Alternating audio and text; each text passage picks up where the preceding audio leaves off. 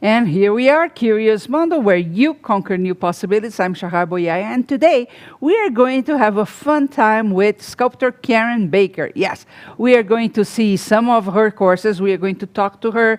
We are going to laugh, and we are going to show some interviews we also have that she did not too long ago.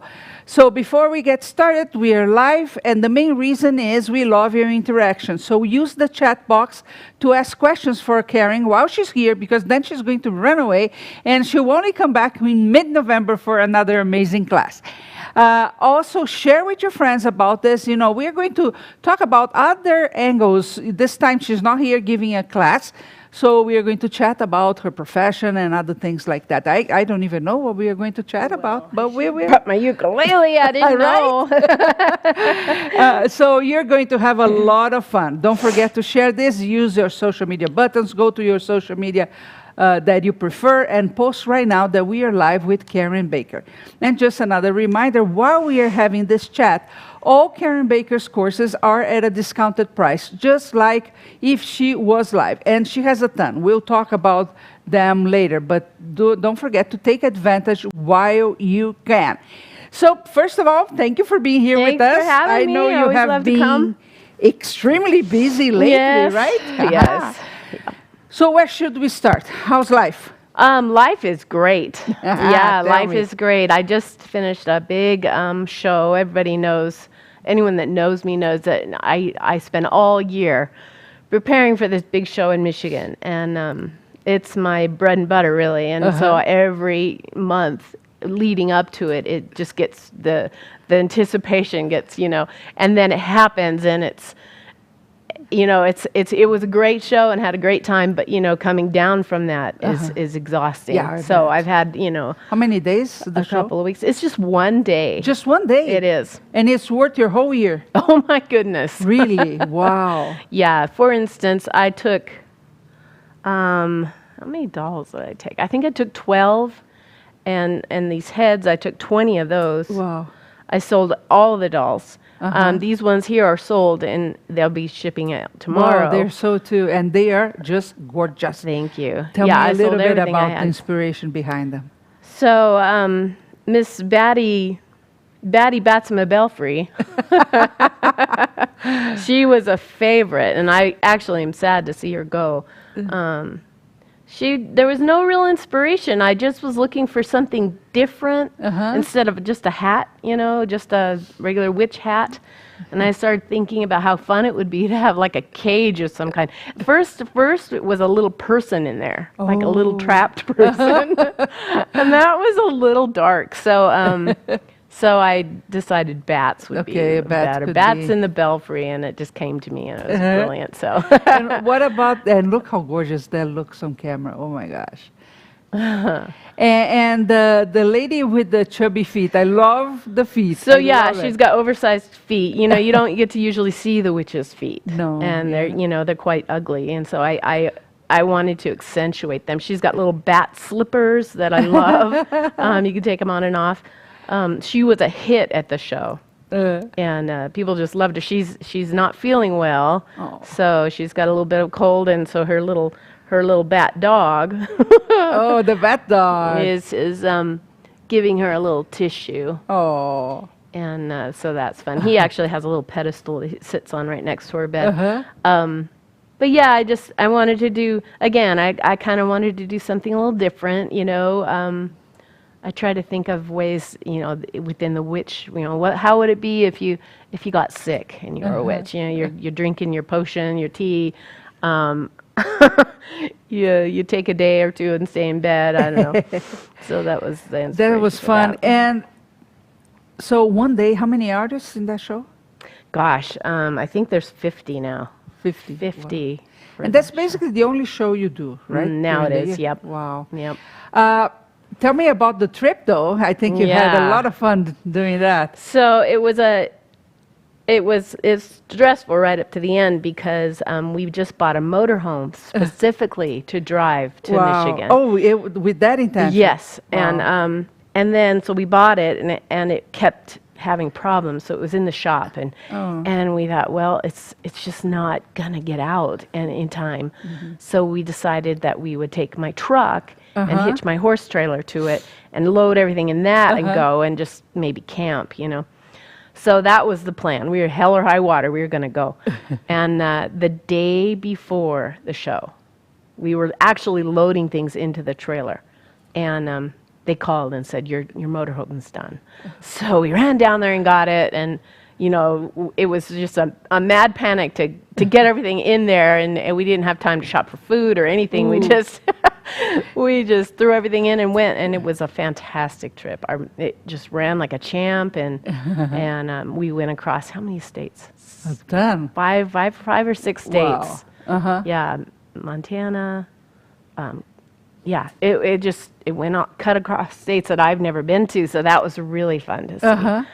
You went with another sculptor, Sherry, right? Sherry, no, I didn't go with Sherry. Oh. She couldn't go, so my husband, for the first time, because he just retired. Oh, you went with your husband. And he went.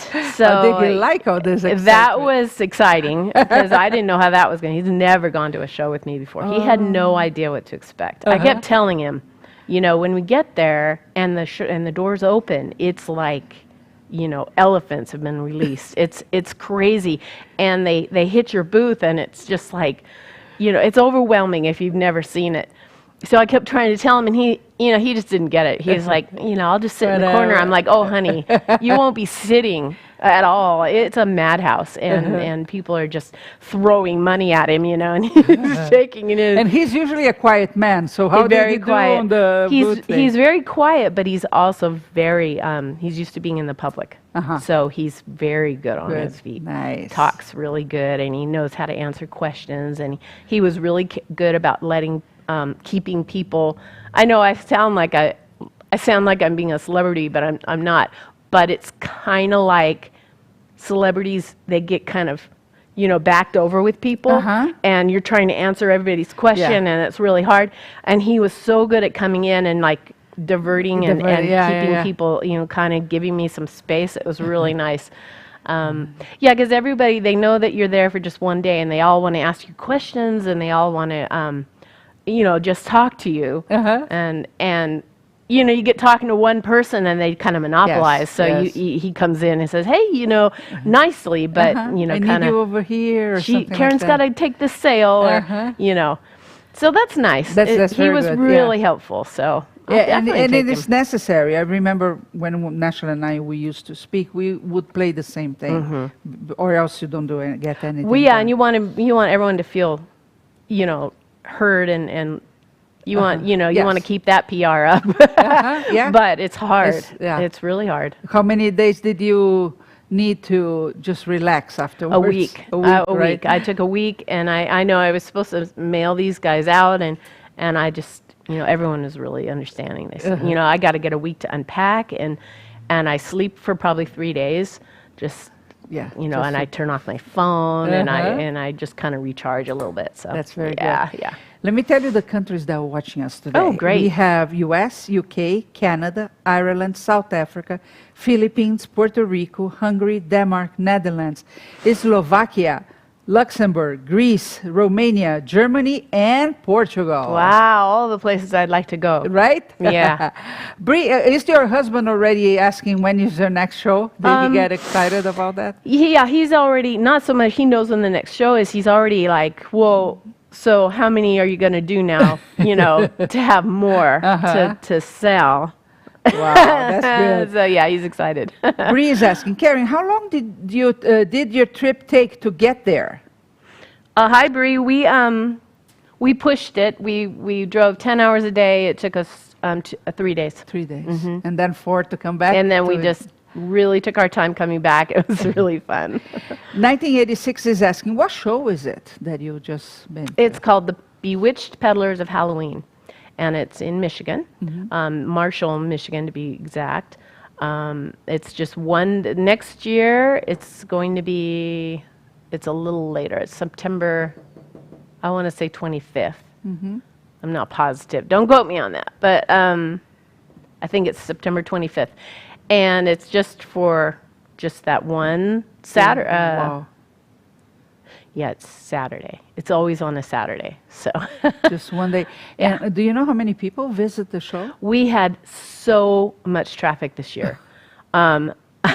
So I looked, just before the show started, I looked out the door. It's in a huge barn, like a livestock barn. Smells a little like sheep, Yeah. but I like sheep, so it's okay. I open the door and I look out, and so when it starts at 10 o'clock for the public, but it's got an 8 o'clock to 10 o'clock window where the... You can set up. No, we set up the day before, but the really hard-hitting collectors can pay to come in early. So it's called the early bird opening or something. And they are lining up out the door at they let them in at 6. They used to camp. They used to park and camp and wait like vultures. And so now they're letting them in at 6. So at 6 o'clock, they're sort of filing in. And by 8 o'clock, I peeked out the door, and there were literally hundreds of people just lying down the road, you know. Jen, our curator, she said there was 300 people that signed up for the early bird. Just for the early bird? Yeah. Wow. 300 people. So that's amazing. So they came through, and then at 10 o'clock, the public comes through. So from 8 o'clock to 10 o'clock, it's like a mad house with those collectors. I mean, they're just like, They want everything. they just come through like, crazy That's so people. cool. And they also have a different way of selecting the artists, right? Yes, Is they're there more? it's curated, and it's very, so they only choose the best of the best. I didn't mean to say that, but yeah, I'm very lucky to be chosen. But they are very picky about who they let in, and you can tell that when you walk in. All the artists have a different. Like I do polymer clay. Margot Nochis does polymer clay. We're the only polymer. No, there's one more. But she does really tiny ones. So there's just a few polymer clay, and then there's like a glass blower, and there's a hatter, and there's a broom maker. You know, so they're art, but they're all different kinds, and they are at the top of their game. They're really, really good. So you won't see any, you know, knitted pom-pom balls, or you know, you don't see any of that. It's all really high-end. Really good art. Did you notice any new trends coming? Something worth noting? I did know. I don't know if it's new, but there was an artist that was really, really popular. She was doing things with. I'm pretty sure it was resin, the 2-part. You know, she was making like masks, but she was found things like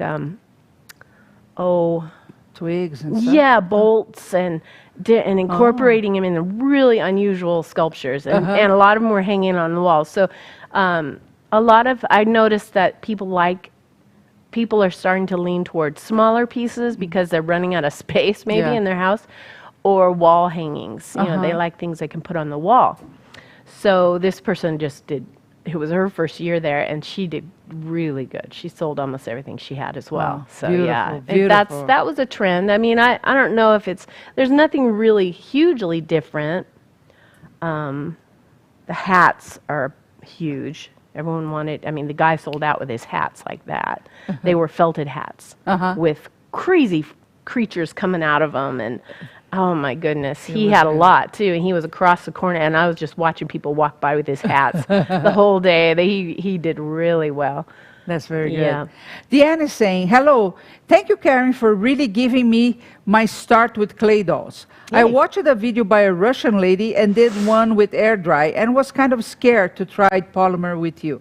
Now I am in love and I'm learning all I can, and it started with you. Oh, thank you. I'm so appreciative, Karen and Curious Mondo. That's amazing. So nice, yeah. Well, talking about Halloween, just this show alone, I think you have been doing that for 3 years, right?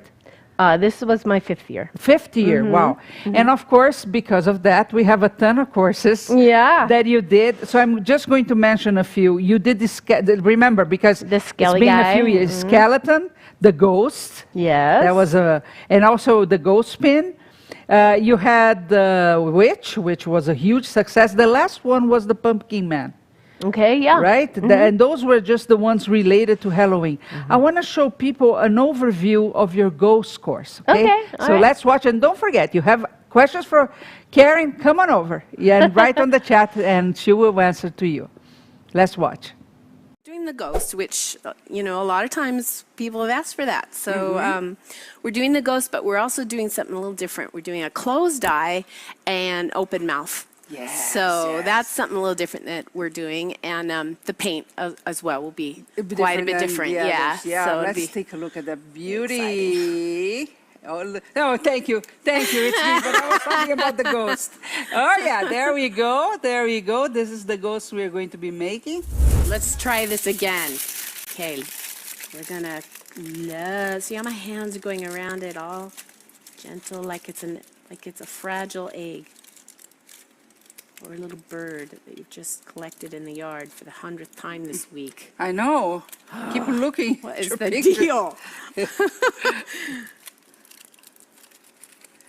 Paulette is saying, We so got 'em. excited to learn Karen's process and my first class in polymer clay dolls. Who says this? Paulette Mazurek. Oh, Paulette. I thought you said Colette. Paulette. That's the accent. It always gets in the way. Yeah, it does. That's cute though. Okay, now we're talking. This is better. Good. So I'm thinking egg shape. I'm thinking face.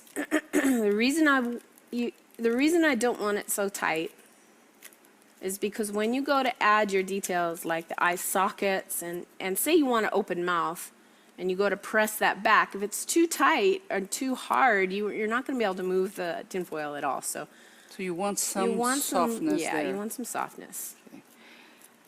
And just for those that miss, this ghost, the singing ghost, is 14 inches tall. She is. If she had legs, she would be 14 inches. She's quite a bit taller than that because she's on a rod and she's flowing up. So she's quite a bit longer. She's probably more like 20 You inches. wanna try? Yeah. If she was, if you're going to measure her out, yeah, she runs the full length of this board, which is 23 inches. So she's got a flowy, long butt. That's the nature of that because she's a ghost. Okay, so now I'm liking the shape of my head. All right, now what I've done, I should have explained that as I was doing it, but I've taken that flat piece of clay and I've put it over my piece, and hopefully you guys were watching while I was chatting away, but I just loved it I didn't just lay it on, and I really creeped it around the ball of tinfoil, easing out all the pockets of air and maintaining the shape. And you see at the bottom here, I've got this big thing here. Well, I'm going to cut that off. I don't need it. It's kind of in the way. I'm not going to smoosh it in because then it would make the clay too thick at the bottom. So I'm going to put that off to the side and so we've got a nice roundish shape to start with. Don't worry, see at the top you see the seam, and I haven't quite gotten it around yet, but I'm easing it in. We'll get it there. I'm just going to take the end of my X-Acto, put it right in the center of that eye orbit, and I'm going to push in a little bit. Not too deep, but a little more than I have it. Try to do it evenly on each side. Don't get one too deep or you'll be struggling. That's about what I want right there. Let's talk about the hand. Hands are always a mystery to people. I always get the question, oh my gosh, how do you do your hands? Of course, we did a class on hands, and every time my technique varies a little, but because I'm always changing things up. One of the things I changed up recently was how I put my hands together. I like to start with a palm. So I just take it, it's about, I'm going to say 1/8 of an inch thick to start with. It's just form it into pat it out into a little square and lay it right down into your palm. And it will be too thick at first. Okay, we're gonna shape it. But that's what that looks like. Now, let's take the top part.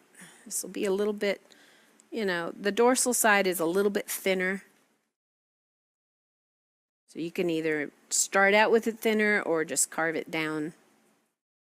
I like to start out a little on the thick side because I like the flexibility of being able to shape it, especially an older hand if you want those wrinkles and tendons and things to happen. So I'm going to lay it down, make a little sandwich of the clay. The clay is super reactive to heat, so it helps hold it, let it do its thing, and then lightly pull away. Also, it's your touch. If your touch is too heavy, you're just battling with the clay the whole time. So you have to learn the touch. I'm afraid to say that's what it is. I'm doing more of a tapping motion than I am pulling when I work. Like you see, I'm getting rid of this line here in the center, and rather than just stroking it out, I'm tapping it, and I'm really loving it. I'm asking it to go where I want in a very passive aggressive way.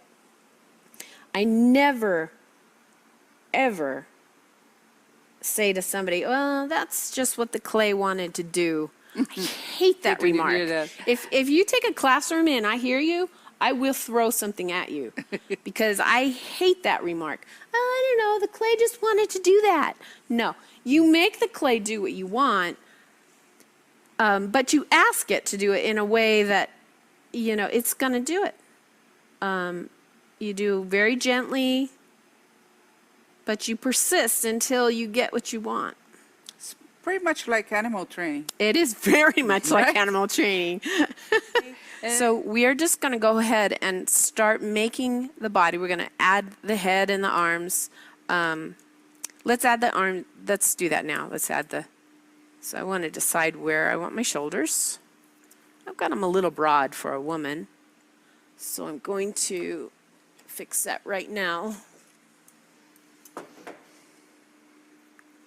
I want the shoulders to be more like that. So first of all, check that you're putting the right hand on the right side of the body. That happens. So this is the right hand. We're going to slide it onto our tube. And we're going to imagine now, put on your imagination hats, and imagine where her rear end would be. So if this was her navel, right here, I'm going to fill the head with hot glue.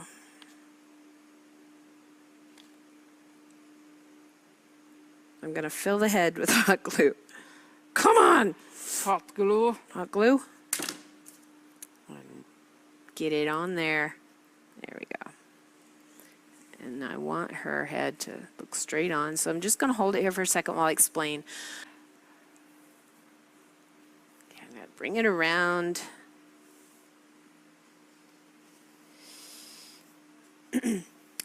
And I think I'm just going to take it in the back, bring it up around his arm like this, and go. Now I'm going to head all the way down to his wrist. This stuff makes your nose itch. And as you're wrapping, you're kind of pulling, and I'm holding it with a finger so it doesn't just unroll. So this takes a little practice. Don't get frustrated. Just take your time. There's no big hurry. There is today, but not for you. I'm going to put it in my lap for a second until I get it down because it's hard to handle and wrap it and squeeze at the same time, and has to be in my lap. It has to be there. It has to for right now. But I'll promise I'll show you what I'm doing as I come up. So I'm almost down to the wrists now. I am down to the wrists. Let me show you. I'm down to the wrist, holding it with my thumb like this. Give her a nice little lift. Really pinch it tight so it doesn't slip. And then you're going to go and make a loop. Go through the loop. 1, 2, 3, and pull it. Pull it up. I don't know, it's fiddly. Pull it up. There. Ooh. There we go. And you can stretch it cool. out. And Droopy, there you huh? got a nice droopy, beautiful, right? Right, it needs a wow. And now, That's what it needs. yes, it's a wow. And then Yes. clip your thing and do the other one. Do the other side. Wow. Have a bun, and then I'll sew it down to her head. Oh, it's going to be gorgeous. Oh, it's gonna be gorgeous, gorgeous. Let's show, Can I let's show show. that? Ooh.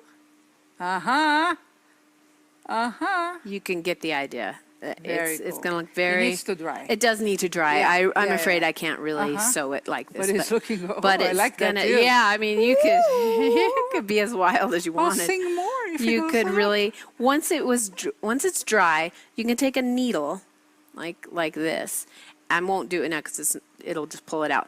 But you can tease through it and really make it if you wanted. Uh-huh. Or like I said, I think I'll curl it into a top bun here, and then maybe just put some wispy on the side. Nice, But nice. yeah, let's put her on her stand. Yes, and show it to Chase so Okay. we can see her in her full glory. Now her wire just sits right down. You don't have to have this as high as you could shorten this if you wanted to. It doesn't have to be that tall, but it goes just right down to about there, and then you can bend her. You know, she is a little woo, but that's how they are. That's how these ghosts are. Maybe bring an arm up. Pull her little sleeve down. Maybe even. Oh my gosh, there's endless ways that you Yeah. could pose her. Bring her forward, maybe arc her back out a little bit. There we go. And of course you don't glue or anything to the base there, because also for if you ship your If you're pieces, shipping, it that would come be- out, yeah. You would want her Ooh, to. let's see, Chase. Okay. Let me get her straight. I'm singing in the rain. I'm singing in the rain. What a glorious feeling. I'm happy again. Put her arm. Okay, I think Up we and need a high. big wow for that. A big wow. Yes, you want to say it. Yay. Phew.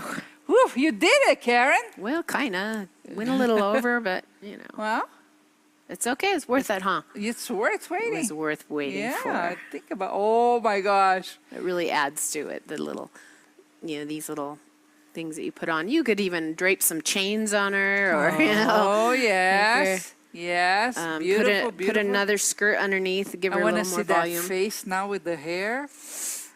Oh, yes. Yes, she's really into the song. Gorgeous. Wow, amazing. I will take another like a shroud piece and put it around her neck. It kind of hides her. That's another part of the costume that I'll probably add, or it could be even the boa could go up and around her neck like so. Oh, look at that. That looks kind of cute too. Yeah, very cute. Yeah. Nice, nice. Yeah. So she. So, Karen, any final words for our friends? Final words pertaining to this ghost. I think it would be amazing to have this ghost coming out of like a chest. Those little. I have one at home. It's a like a little chest. What do they call those old semen chests? Those old. Anyway, it's like a hope chest, or it's about that big, and the lid's flipped open, and Yeah, she's coming out. yes. And that would be a really fun final base. When you're coming up with ideas for your final base, I have the piano. That was really fun. That's a bass actually, so you can count that as a really fun base. Get really creative with your bases when you're using ghosts. I mean, a barrel would be fun. That's true. A barrel with, a drunken ghost coming out with his, a barrel would be cute. I'm going to definitely, for the person that gets this, I'm going to go home and get my chest and put her in a chest. And see. That was a cool overview of that course, right? It was a huge success, and you saw the whole setup. We had the one singing, the one playing the piano. It was an amazing course. I already told you about the courses for Halloween, but there are more. And they are all discounted today. So we had the very first one, still my favorite, the How to Sculpt Elves in Polymer Clay. Oh, that one was amazing. Then we had How to Sculpt Shoes, because all your characters need to have beautiful shoes and hands. Of course, the Pumpkin Man was the last one. There was one only for costuming art dolls, which is amazing too. The anthropomorphic bunny, sculpting hands, feet, and teeth, and of course, the Santa. The Santa, and you still have time to make yours, is one of the most requested classes, even in-person classes for Karen Baker, always the Santa. So I want you to go take a look. You just scroll down the video, and if you're on YouTube, go to curiousmondo.com/live. Go take a look at those. Take advantage of this promotion, and I'll see you back here in 3 minutes with more Karen Baker.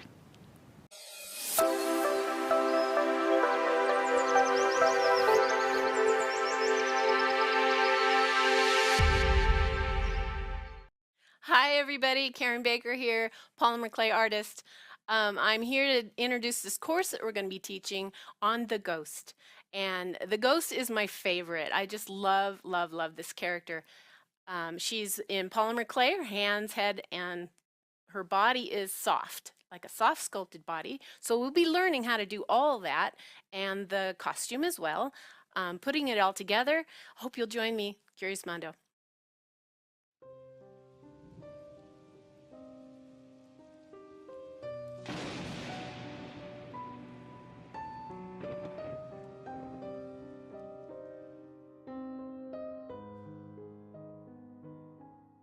Hi everybody, Karen Baker here.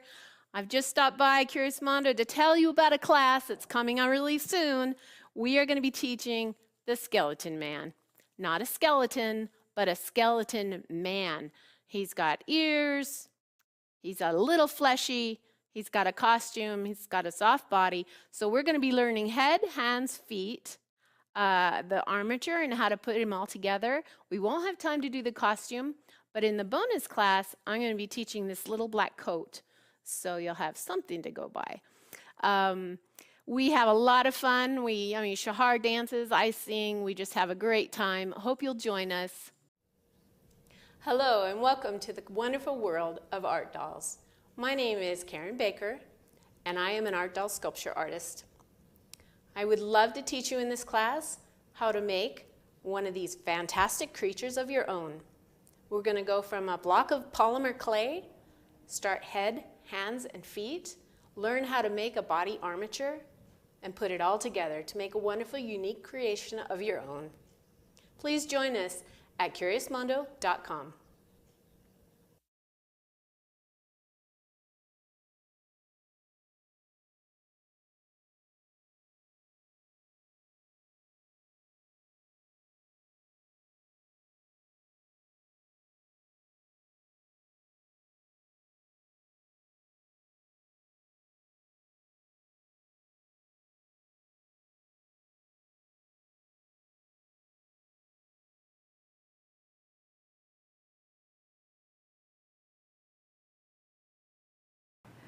And we're back with more Karen Baker for you. Just want to remind you that tomorrow we have the Paverpol Party. So we are going to have some mixed media and sculptors with us talking about how they sculpt with Paverpol, how they have fun. Again, it's a party. So come join us at the same time because it's going to be fun. So Karen, let's talk a little bit about price points because that's something that people are always interested in. So you told me you sold like 20 heads like that witch over there, right? Yeah. Tell me a little bit more about that. How do you price them? Why just the head? Why do people buy just the head? Well, I'll bring her over. Woo! Woo. So this is my cast head. This is a cast. Okay, so resin? It's resin. So I can pour, I poured 20. Uh-huh. And then they get painted and dressed. And, by the time I'm done, I probably put several hours into each, painting. And so that's part of the thing you have to think about, your time. How long The does it take casting you? one, what kind of paint do you use? This time I used, it's called FX Reborn. It's really good for resin. It gets on there. And then I used pan pastel. Okay. It gives a real soft, I don't know if the I'll ask camera for a sees close-up that, in a second. but it gives a real soft, blended dark where you need the dark. It was really nice. And then I spray the whole thing with some matte spray that holds everything on there. Uh-huh. Very cool. So yeah, I've added accessories here. I used to sell these when I started for $75. Wow. And that was way too low. Okay. So now I sell them for $200 a piece. And Nice. they still just go You like sold crazy. almost all of Oh them. yeah, almost all of these I sold. I just have a few at home. So for Christmas, I can get that people would put that on the tree and stuff. What do they do with they the hang Halloween them. ones? They hang them anywhere in the house. You can hang it on a hook. You could have it hanging in your bookcase. They're very creative with where they. One guy tells me he has one in his car. Oh, really? That hanging in big? it. Yeah. I don't want to be in an accident on that car. Right? Boing. That'd be like Right? a bullet. Boing. Yeah. But people love to hang them in their house and Awesome. all different kinds of places. And how long? Well, you cast these, so Yeah. you have the main one that took you hours to make, but these Hours, yeah. you can. I can cast probably 10 in a day, Okay. and then it takes me a day to paint each. Well, I can probably do maybe 3 in a day, Okay. realistically, bad. with all my interruptions and things. Yeah, so that's not bad. Not bad at all. But that's me. I'm fast, and some people really are a lot slower, and you have to take all that in consideration. And again, I've gotten a little bit of a name for myself, so I can kind of pick how much I want. Yeah. To What about the price them. dolls? So the same thing with the dolls. When I started out, I was happy to get $300 for a doll. Happy, thrilled. And over the years, I've got a name for myself, and of course, I've gotten better. And I've gotten better with my speed. I can pretty much do one without. So this one went for $2,000. That Well, was there's also all the costuming, the vintage stuff that you use. All this is very elaborate, and so for a real elaborate piece, I'll ask that much. For one that's a little more simple, I wouldn't let it go for less than 12. Okay. But that's me. If you're just starting out, you can't expect to just go into the. And that's one thing we were talking about success, right? It does not happen overnight. No, it does not. And did you have some moments that you thought this is not going to work? Yes, I did. And honestly, because I love to do it so much, the money wasn't like the main reason I was doing it. And my husband, when I get discouraged, my husband said to me once, he goes, Karen, you would do this for nothing if you. So whatever you make is fine. You would do it regardless, and that's true. I truly love to do it, and even if it was just for myself and my home, and I would probably do it. So the fact that I can make money at it is just icing on the cake, and now I've gotten to where I have a bit of a name for myself, and I can command prices like this, but it doesn't come overnight. And there are times when I would say, oh, why am I even doing this, Yeah. And tell me one thing, how long have you been doing this? 15 years. 15 years, wow. Now, I say that, but 15 years sculpting. I've been an artist my whole life. So I've learned how to paint. I was a painter first. I sewed clothes forever. When my kids were little, and so I've learned how to sew. I think to be a really good doll maker and really successful, you need to know how to you need to know color theory, you need to know how to paint. Not that you can't learn it. You could definitely learn it, but those are skills that you need to have. So painting, sewing is ideal if you want to, make your own costumes. It is, because it can become a challenge if you don't, right? Yeah, and I know artists that don't sew, and they glue and they do whatever, but or they farm it out. They'll call me and say, "Can you make me this costume?" And that's expensive. I don't do a costume for less than $200. So you have to add, and then you have to add that into the price of your doll. So and that's for a simple costume. If it was more elaborate, it's way more. Yeah. Yeah. So to learn how to costume and have an eye for what goes together, colors and those are all really important skills to have. Right? So I think I've met you, I can't say 14 years, and you were pretty good at what you were doing at that time too, right? So I don't know if it's 15 years. It's been 15 sculpting. When I met you, I was with Jack. Yes.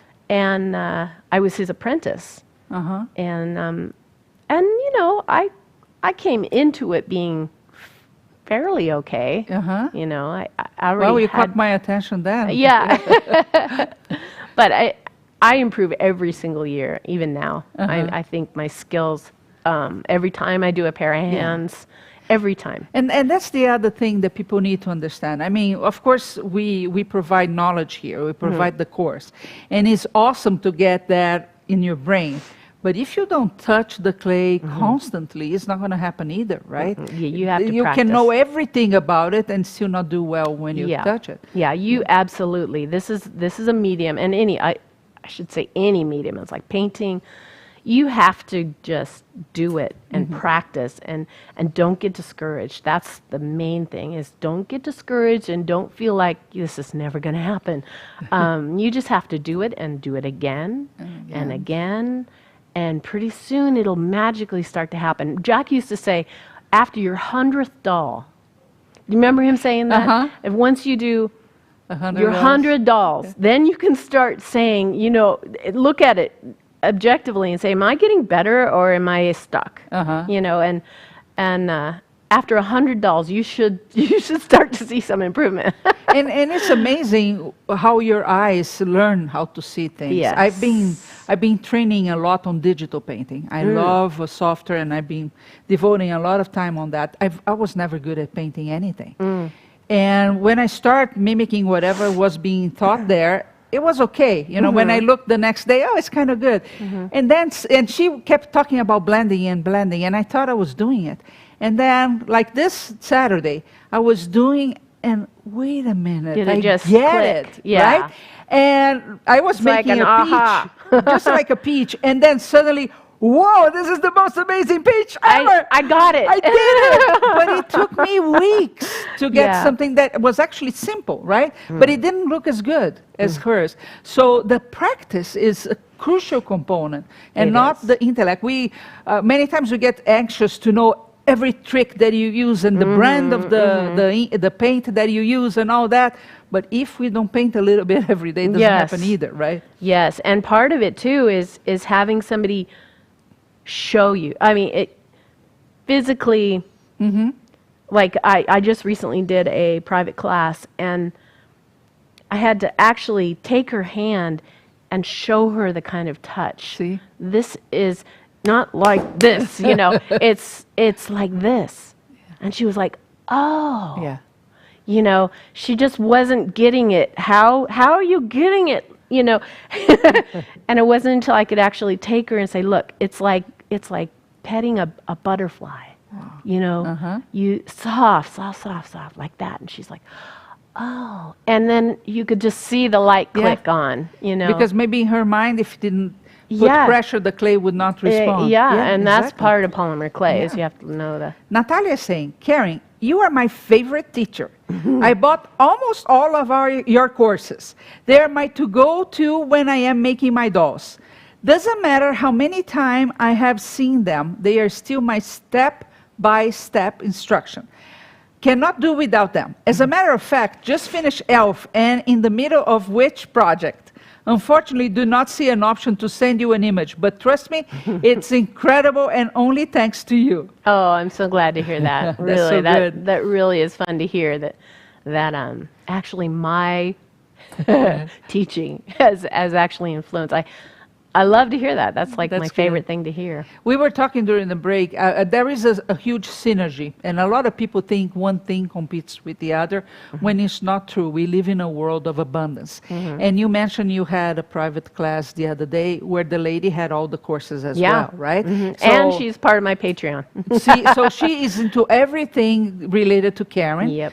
She collects Karen every single day, right? She has the course, but then she finally decided, I need to be with you. Yeah. Because that's also important, right? I mean, who Privately, doesn't like to be? I mean, my gosh, 4 days of just me. Wow. It was hard. I bet there No, was a lot of it was singing. fun. No singing. Oh, a lot of singing and dancing. Oh, nice. Yeah, we had a lot of fun. Laura is saying, Karen, are all your dolls soft bodies, or do you also sculpt full bodies? I sculpt full bodies. Yep. I just, I guess it's been 2 years now, maybe. It's hard to remember now. It seemed like it was a year ago. I did a full-bodied fairy that, had just a torso and legs and out of polymer clay. And she was posed like she was jumping out of a tree. Wings were behind her, and that was the action. I love doing those. Really fun. Yeah, but they're really, really tricky to, sorry, my eyes water like crazy.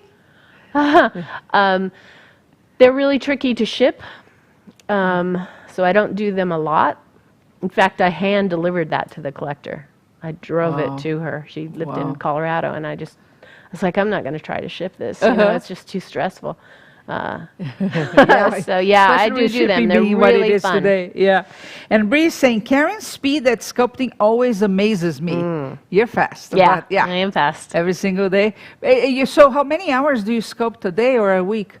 It really depends on what, like if I'm getting ready for a show or if I'm just, kind of slowly getting ready. Now I've got a whole year, so I kind of just, I've had classes to teach, so I haven't really sculpted since I've been back.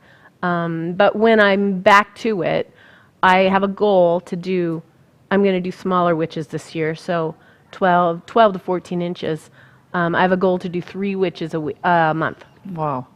So that means I get up in the morning, I take care of my animals first, of course, and then I take a shower and I get ready for the day, and I work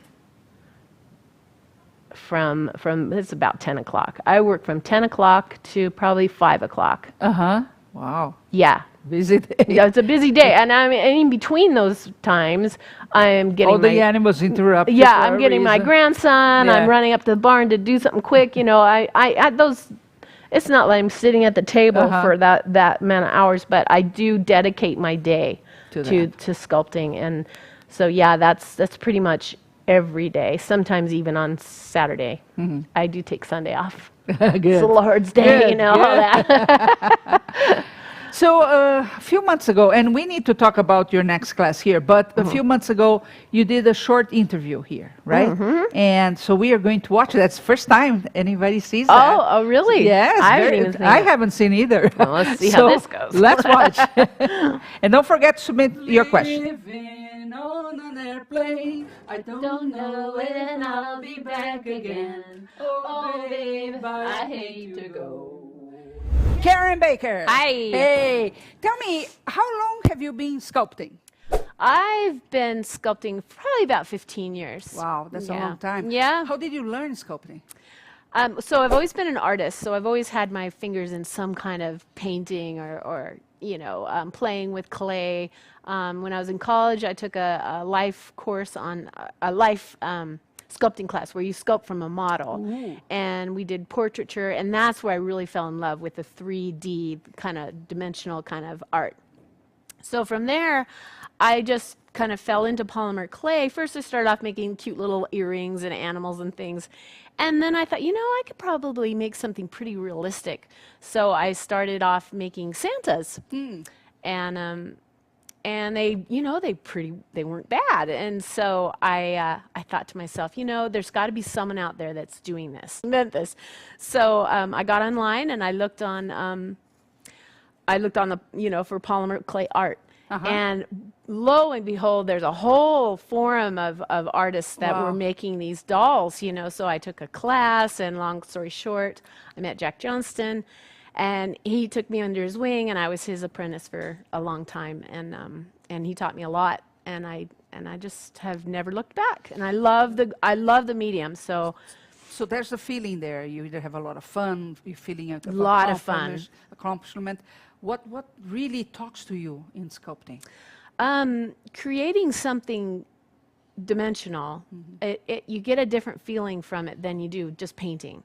I love to watch it evolve. I mean, a painting evolves too. You have your layers and layers, but there's something about sculpting where it just evolves in front of your eyes, and it gets such a life. And it's so exciting for me to actually bring it to life, to put the color on it and watch it just pop before my eyes. That's a real rush. That's cool. Yeah. Now, after a while, you start teaching, and you still do.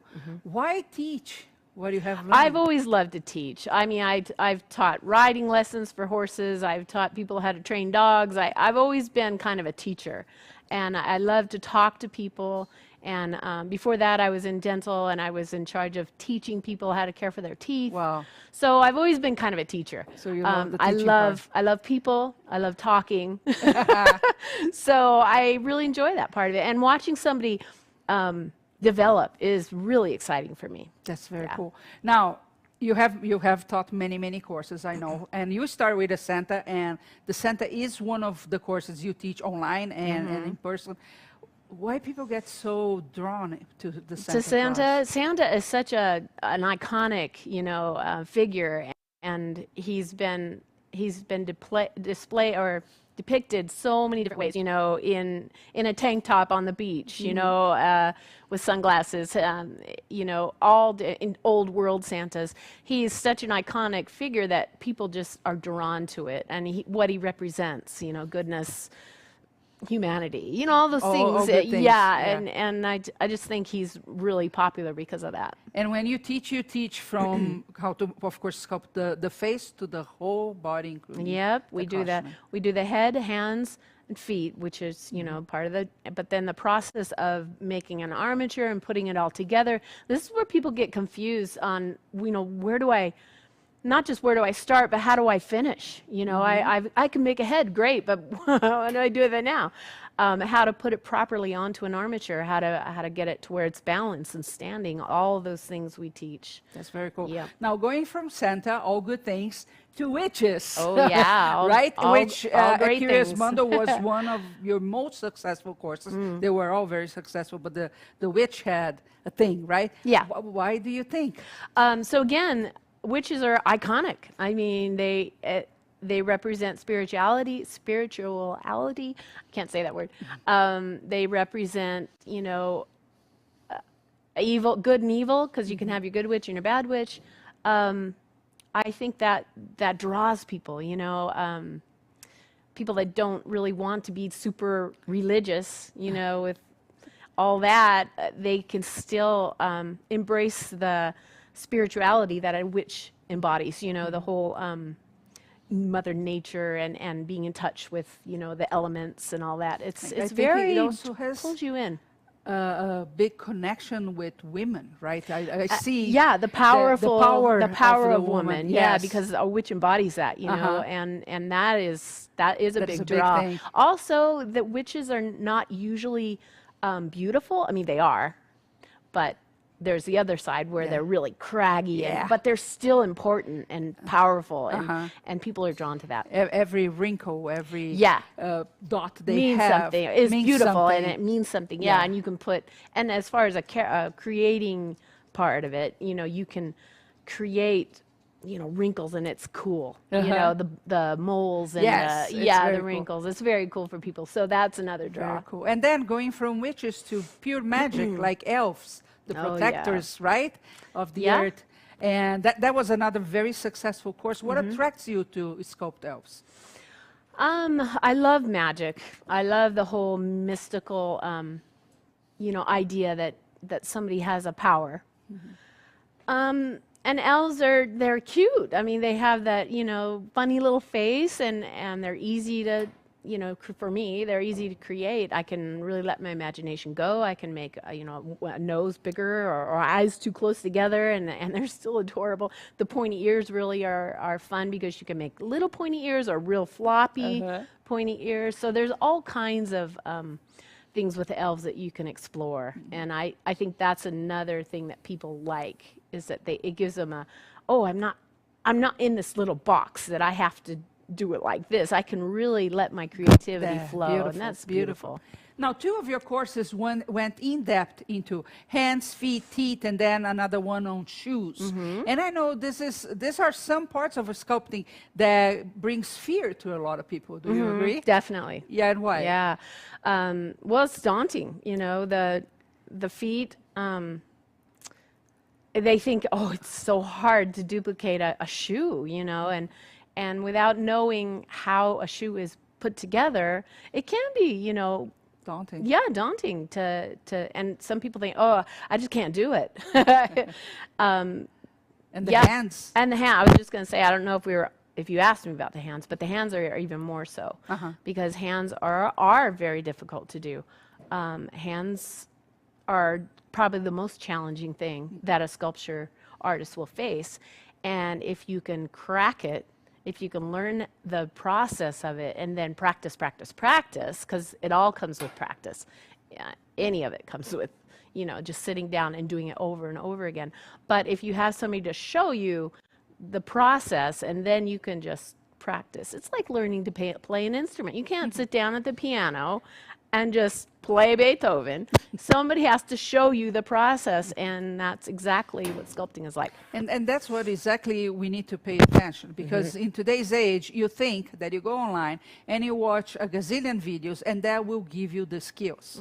But there's more to that, right? There's more to it, yeah. I mean, your knowledge, your experience, how much you struggle at the beginning to get to that perfection. So And that now does you can help. consider yourself, I can be mentoring other people. Yeah, and that does help people to hear that, you know, I didn't start out making hands like this. You know, I struggled, and the fact that I love to teach, it helps me to look back on those times and think, you know, I can see how that person's struggling. I've been there.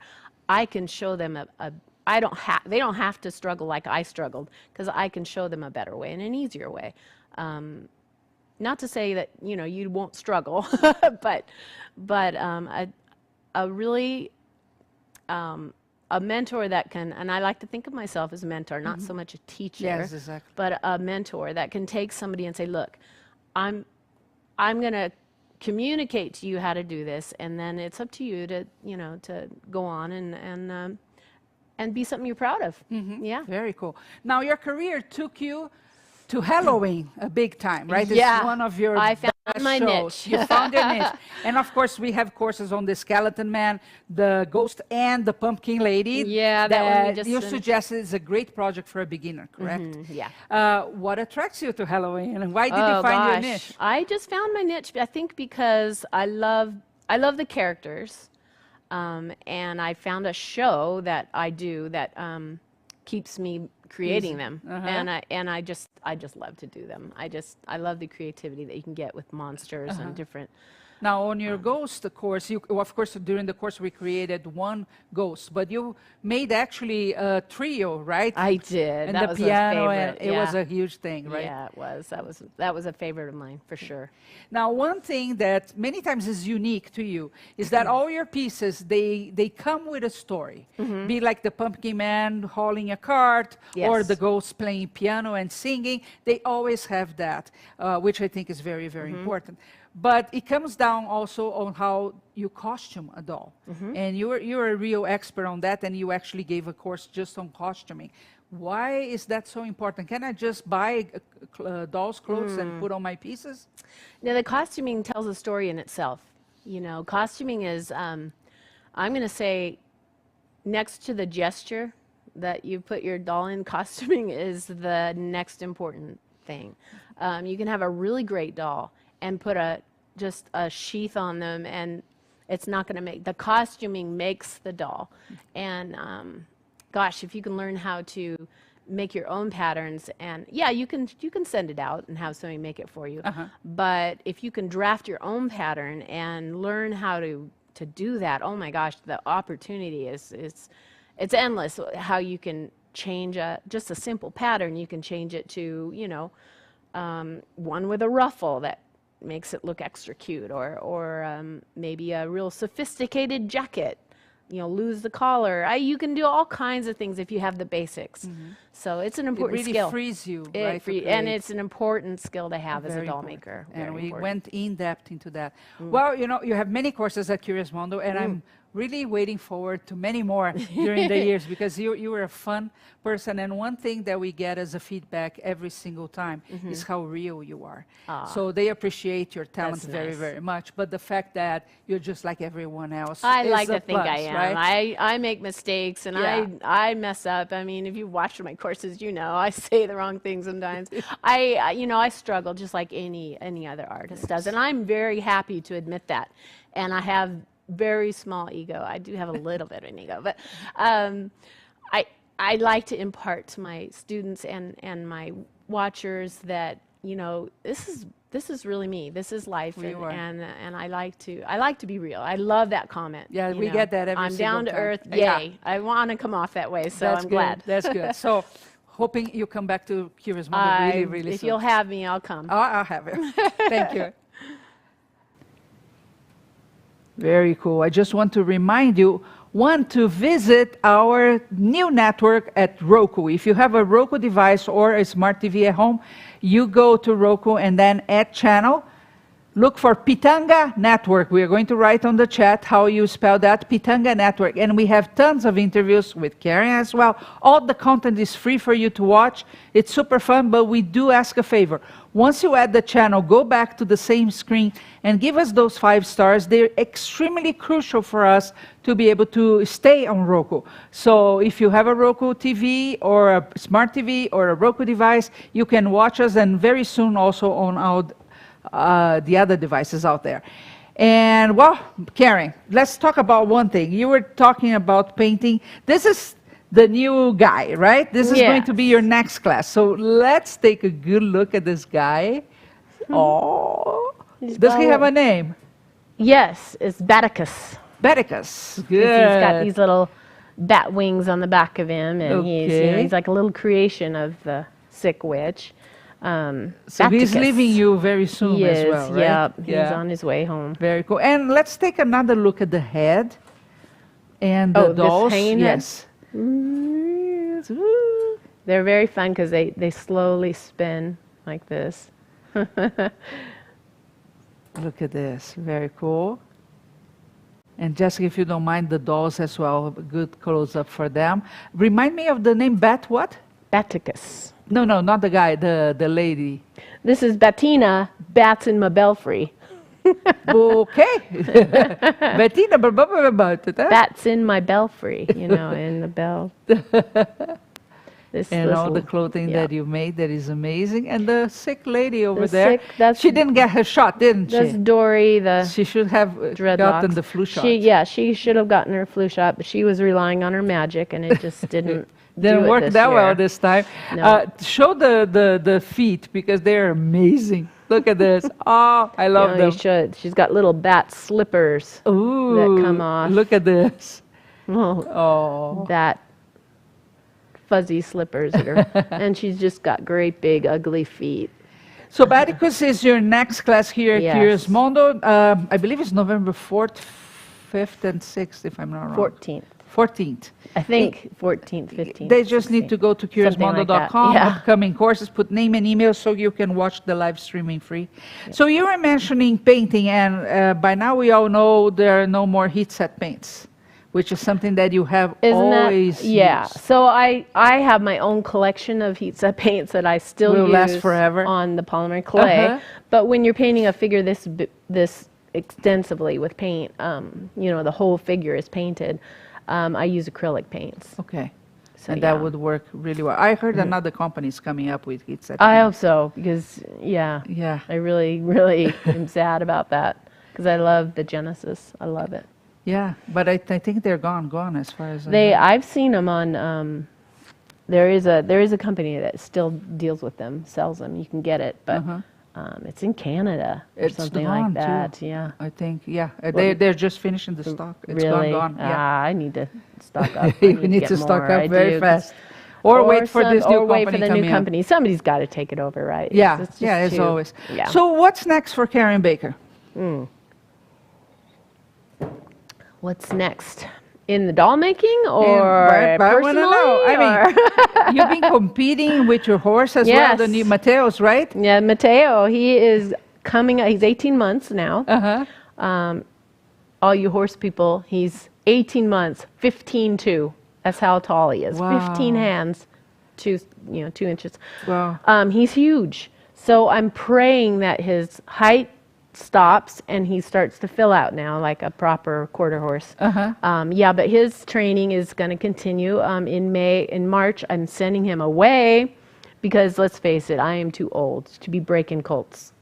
Really? Yeah, Tell me really. so you're sending him away? I'm sending him up to Idaho where he was bred. Okay. And they're going to do the initial breaking him into a saddle and So you still cannot ride No, him no, at all? No. Oh, no, there's a huge amount they have to learn on the ground okay. before you ever step on their back.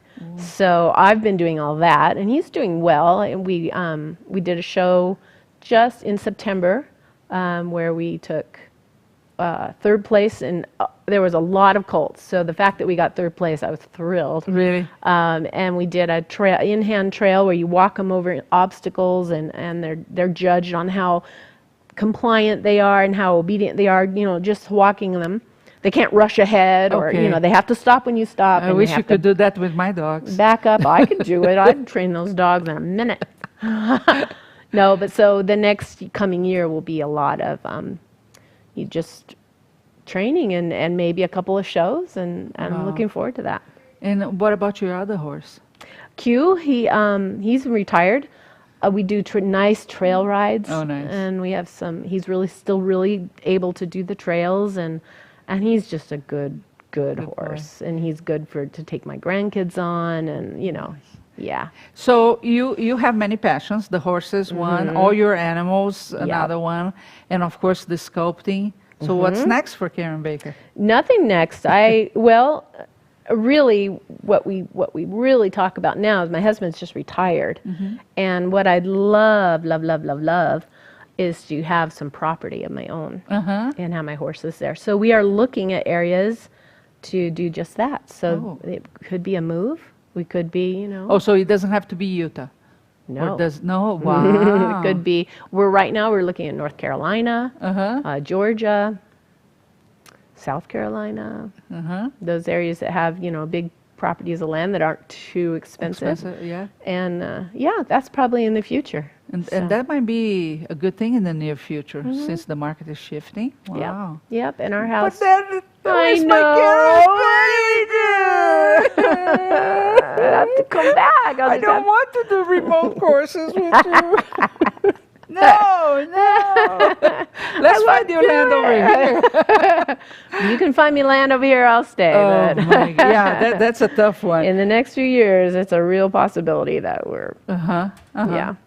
Well, go to someplace warmer then. That's what we're hoping. Okay. Yeah. Okay. Yep. Well, I don't know about that. I didn't like that kind of news. Pixie Heaven is saying, passing the message on to you. Jack just got your costuming class. Who did? Ooh, Jack. Jack. Somebody did. That's the important part. Okay, yeah, great. Do I know a Jack? What about in sculpting? Do you think you still have levels and levels to go? Wow. Oh, yeah, always. I Always. mean, always you can improve. How do you keep the challenge going? Well, right now, so my level skill is, fairly okay. Now the challenge is coming up with different,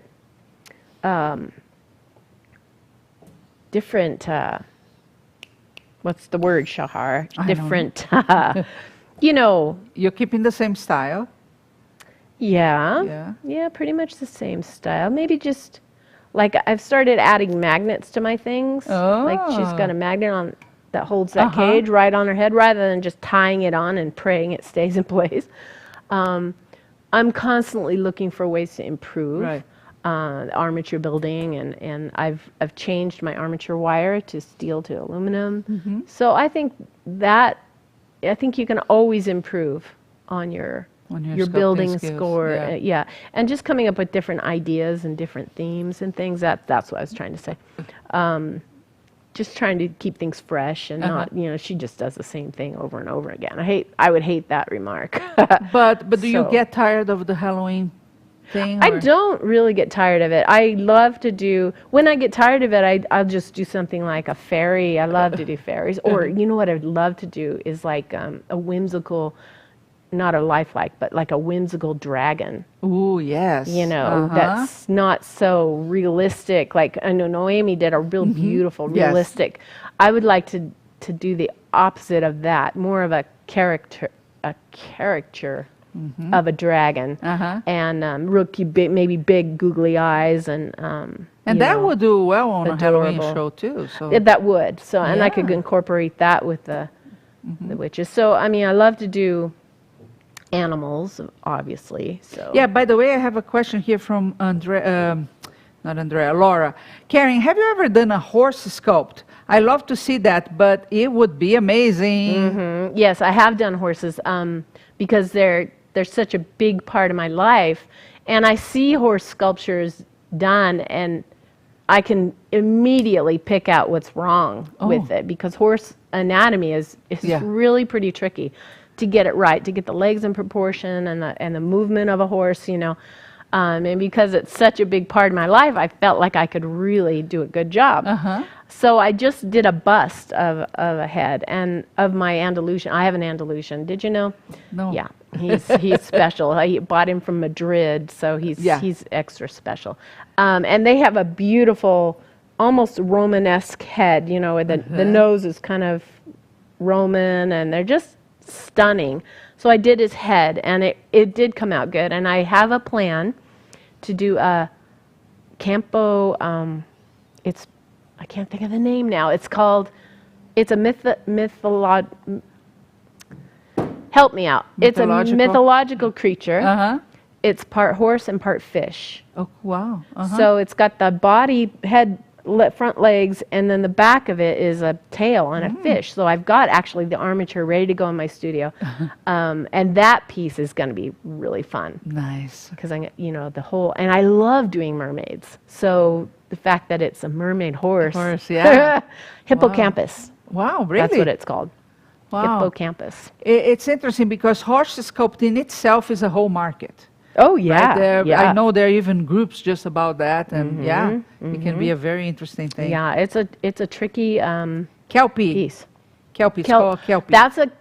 That is an Irish water horse. Yeah, a Kelpie. This is more of the Greek. The Greek side of it. Yeah, there's all different mythology. Has all different versions of the hippocampus. But yeah, the Kelpie is one that appears on land as a horse and lures a person to the water and gets it on his back and then goes to his death. Yeah, they're not very good creatures, but Kelpies are kind of scary. Pixie said Jacqueline was the name. Jacqueline, okay, Yes. yeah. And Andrea Paradiso, Karen, your staging of the dolls is superb. Thank you. So you do spend a lot. Actually, I used That's you as hard. an example on another course, how the storytelling goes when you're creating. Yeah, that's right? huge. It's That's, not you just a witch. Oh yeah, before I ever start sculpting, I have that in my mind. The staging of it, what in fact, sometimes I'll build from the base up, like I'll think, well, is it going to be sitting? In fact, a good example of that would be the one, did you see the one where she was holding a frog over a pot? Yes. So that one took a lot of thought because, first of all, she's holding a frog and she's kind of looking up at it like, and dropping it into a pot. Now that gesture of holding something over and then having eye contact and then dropping it into the pot and the chair and everything, I really had to think about it before I ever started sculpting it. And did it work? It did. It was the first piece to sell at my show. And it was like a little bit top heavy. So, because the arm, I sculpted the arm all the way up to the shoulder because I wanted them to see the like batty, flappy, you know. And so I sculpted the whole arm out of polymer clay. So it was kind of heavy. And she held it up, and so I used a stronger wire to have her hold it above her head. And of course there was a magnet in the fingers that held the frog, so it wouldn't just drop out. But it was kind of like, uh-oh. It's kind of like, whoa. So I had to really play with it to get it to where it wouldn't just fall forward at, you know, if someone bumped the table or, you know. So it's tricky. Yeah, staging is a huge, huge part of doll making. It's almost like engineering. But you said that you do think about the whole set, the whole story before you start sculpting a doll. So there is no such a thing of coming, oh, she wants me to do this No, or I hate that comment. You don't like that? Hate that she wants to be a comment. man. She wants to be a woman. No? No? I hate it. Why? I hear that coming out of someone's mouth, and I just look and I throw. No, you decide what it's going to be. You don't let the clay decide. That's well, comes a trainer, right? That's crap. When you're first learning how to sculpt, that is what happens.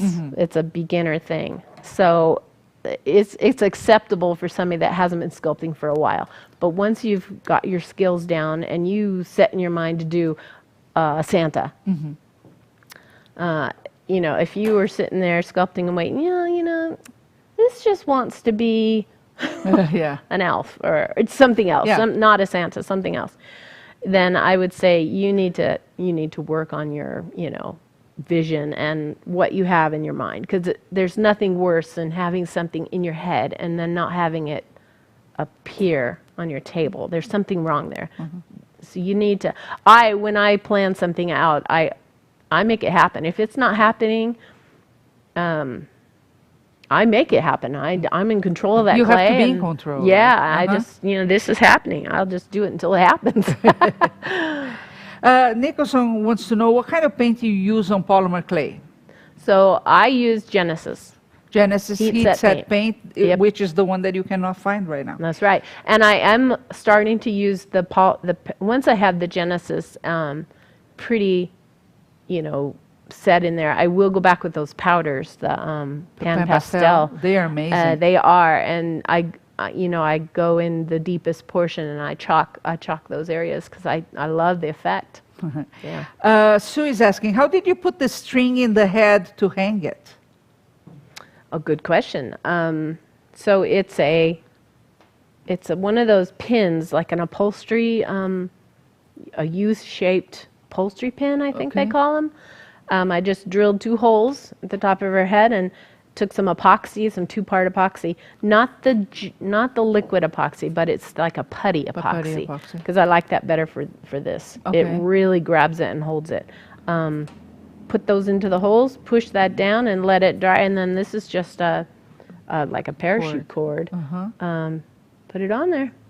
Very cool. Okay. And you do have to be careful about where you place it on the head. If you place it too far forward, the head tips like this. So you want to really be aware of how you place it. And that was just trial and error. You know, I learned that it needs to be right there to have a good hang. They're so amazing. Claytastic Vic.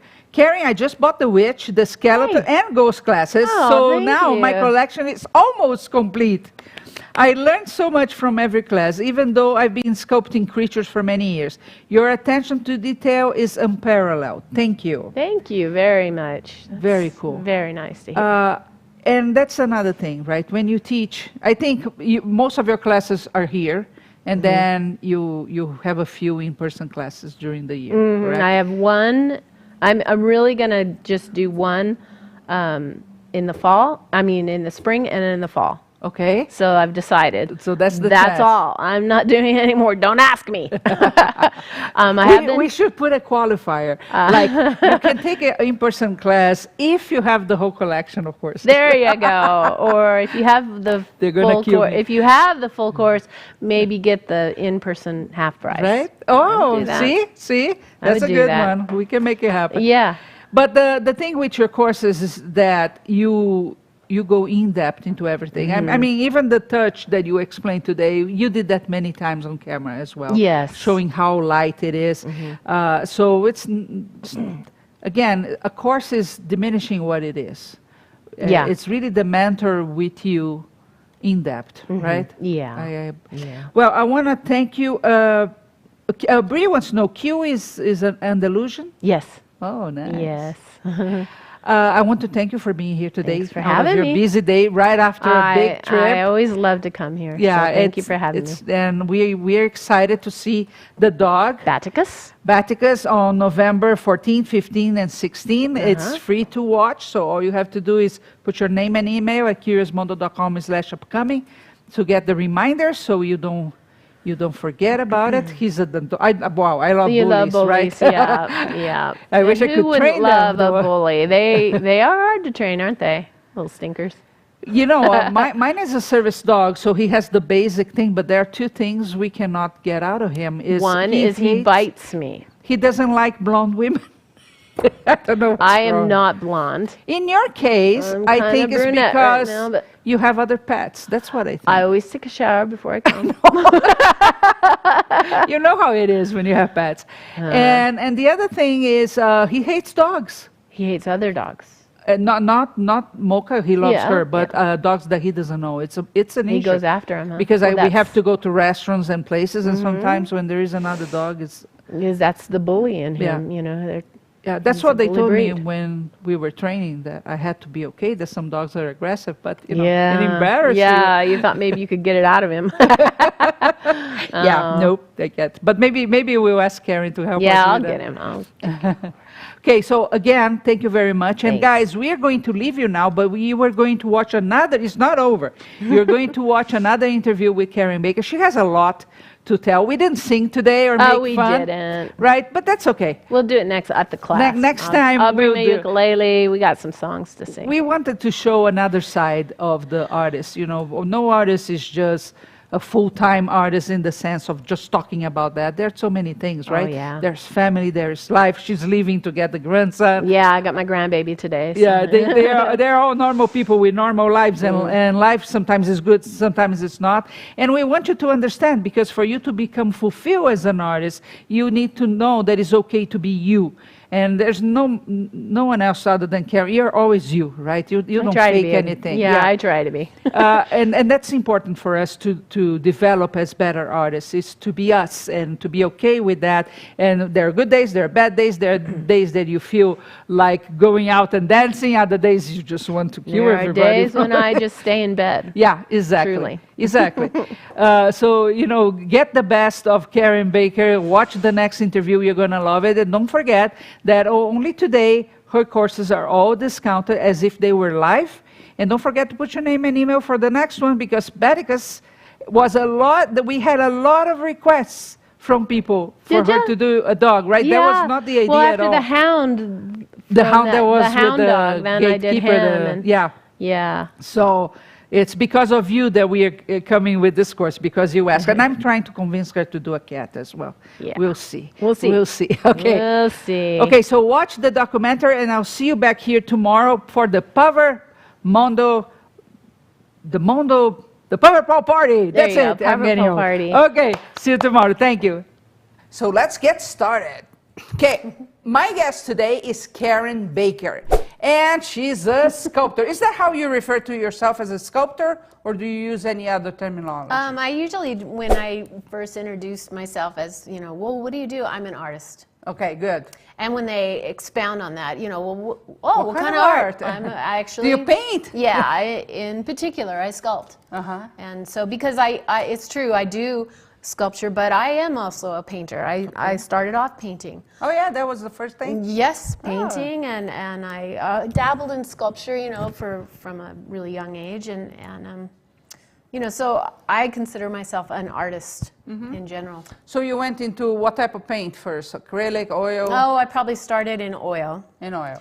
And I went to Why water- get the easiest one, right? You go to one that takes longer. Exactly. Well, I was a teenager, and my mom thought that it would be important for me. She knew of somebody that was in oil painting, and she thought it would be. And my grandmother was an oil painter. Oh. And she thought it'd be fun if I took some oil painting classes. So that's how I started. But I quickly went to watercolor. I love watercolor.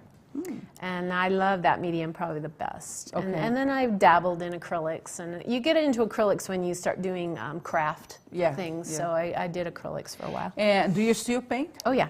Yeah, every now and then? Yeah. And what drove you to sculpting then? I've always liked to sculpt. I've always enjoyed making, even as a child, I liked making things out of Play-Doh and things. I made, for a long time, I made little earrings, you know, little fun things out of earrings, but never this kind of sculpting. Okay. And then one day, I was walking through a shop, and I saw something on the shelf. It was one of those Santas that you see, you know. And I saw that, and you know how you look at something and you just know that you can do it. Wow. I was like, I can totally do that. How fun would it be to make one of those? And so I went home and I bought some of this polymer clay because I thought that's probably what you would use.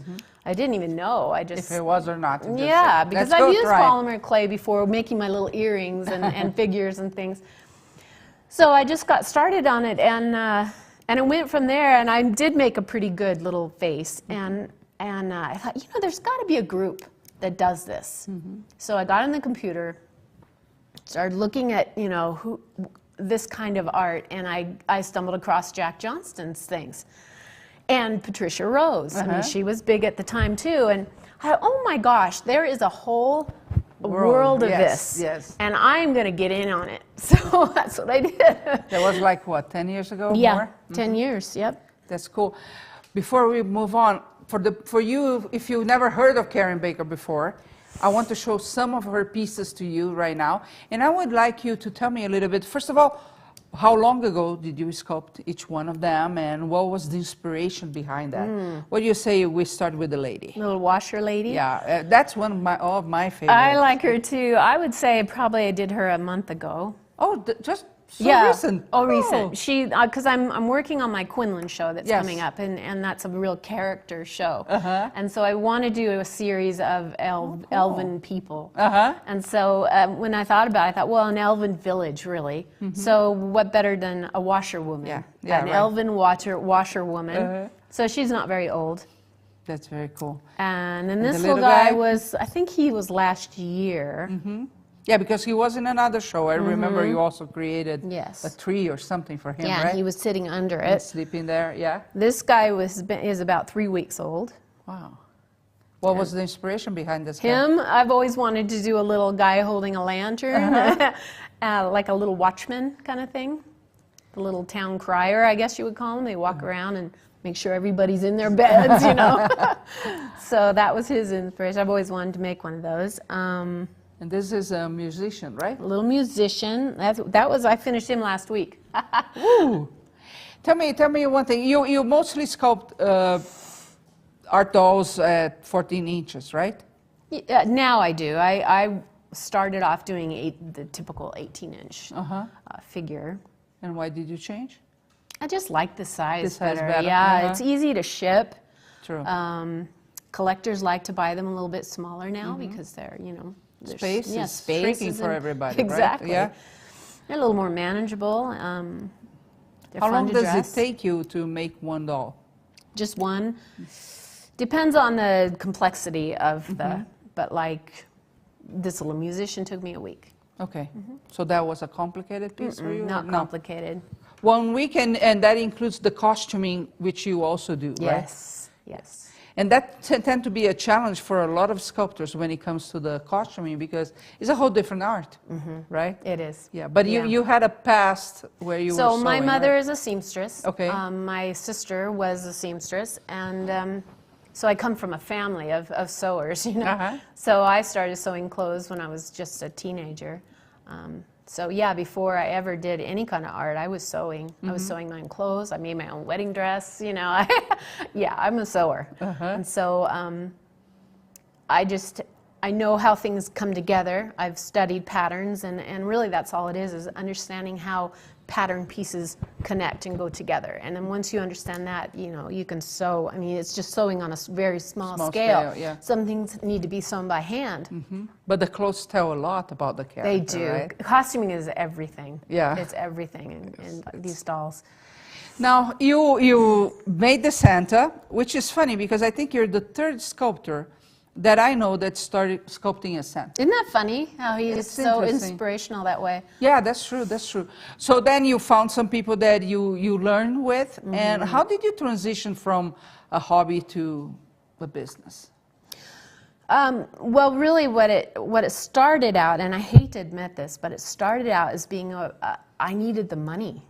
I needed to find a way that I could make some extra money for myself. And really, it wasn't a lot of money that I needed. I just needed maybe a couple extra, maybe a couple $100 a month to help so I could survive. Yeah. So I started looking at what was selling on eBay, and I started thinking, you know, I saw these artists that were just making thousands of dollars with and they were beautiful works of art.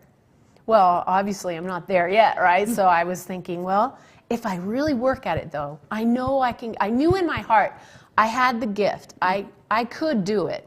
I just didn't have it right then. Yeah. It's But here somewhere. I knew Just it was didn't find there. it. I had that confidence, but I knew I didn't have it yet.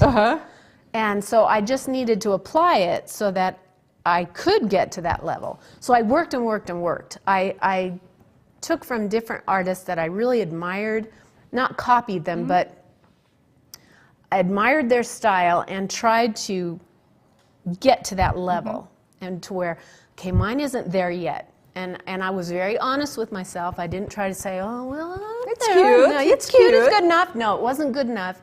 I really worked hard. I would make face after face after face. And my family and friends are like, that's great. What do you mean? No, it's not great. It's okay, but it's not great. And I wanted to be great. So I had that desire. So once I got to the point where I was okay, I started to sell things. And it went from being, you know, okay, now I can make a little bit of money. I want to be really good at this. And it just developed into kind of, well, this is my business now. This is, you know, it just kind of snowballed. It wasn't something I set out to become a hobby. I mean, a profession, but now it is. So you went from, okay, I need some money to, hey, this is my business. I just need a little bit of money for the month. Which, to, you know oh my everybody, gosh. we have all this resistance to money.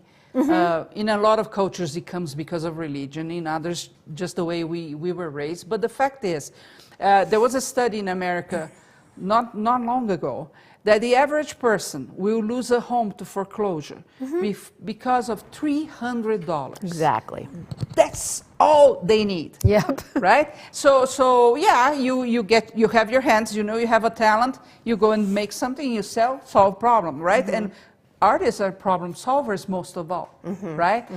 The other thing you said is this, I worked hard.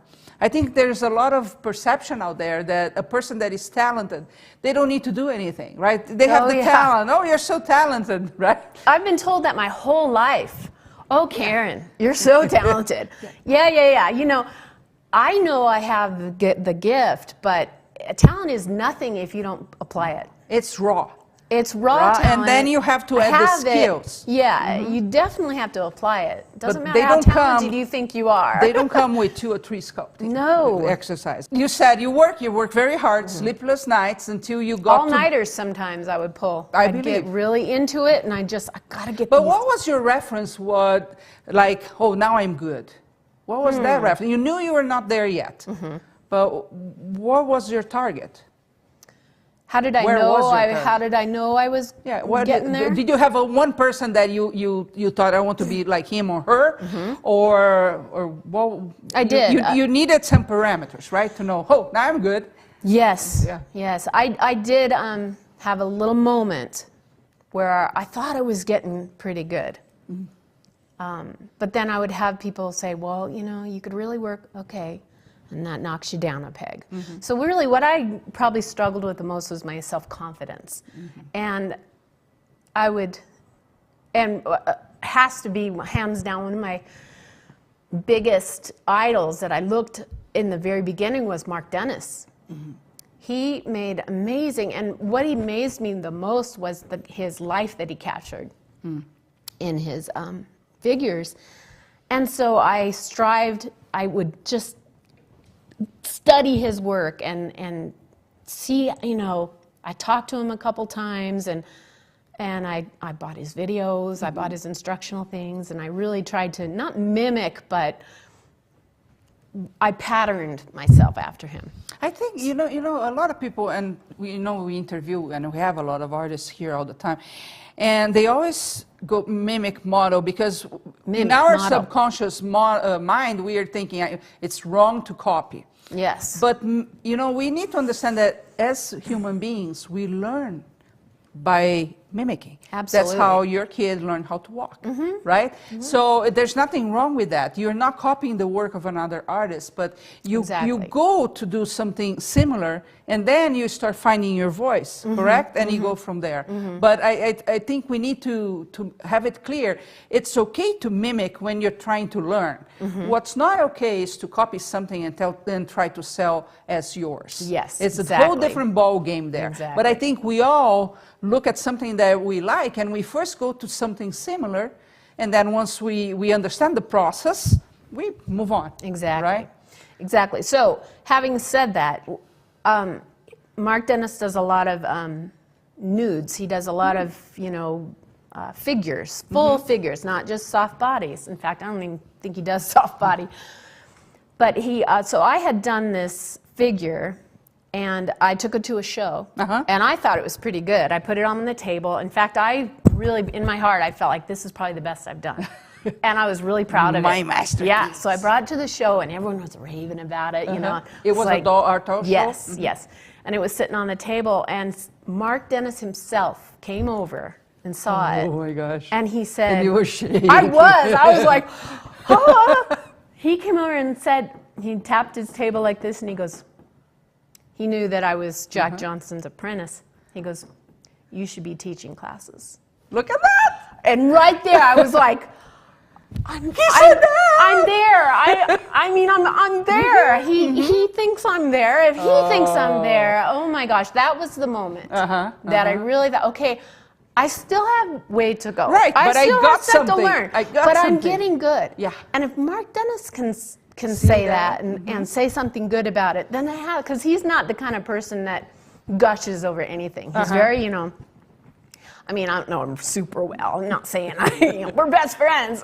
Right, but But I know his personality, and I know he's not like, oh my, he wouldn't say that if he didn't think it was, if it had potential. So that moment you got validation from another person that was a qualified opinion. It was. He was a sculptor, Yeah. right? It's not your mom, your aunt saying, right? I think that's very important. So that was my moment, something like that. So you going to a show was, would you say it was one of the first things you did, or you were already selling dolls before you went to a show? I was selling a little, but Did you use an auction site or sold to eBay. people? Okay. Okay. I was doing a little on eBay. My first show, because I was affiliated with Jack Johnston, I got right in with a guild. And they were going to the shows, and so I just naturally went along with that. Yeah. So I would say I went to the shows because of that. If I hadn't had that interaction with I probably wouldn't have gone to the shows. I mean, it's a nice group to be in with because they're all kind of together, and I'm a you're big not on your advocate. own. Yes. Yeah.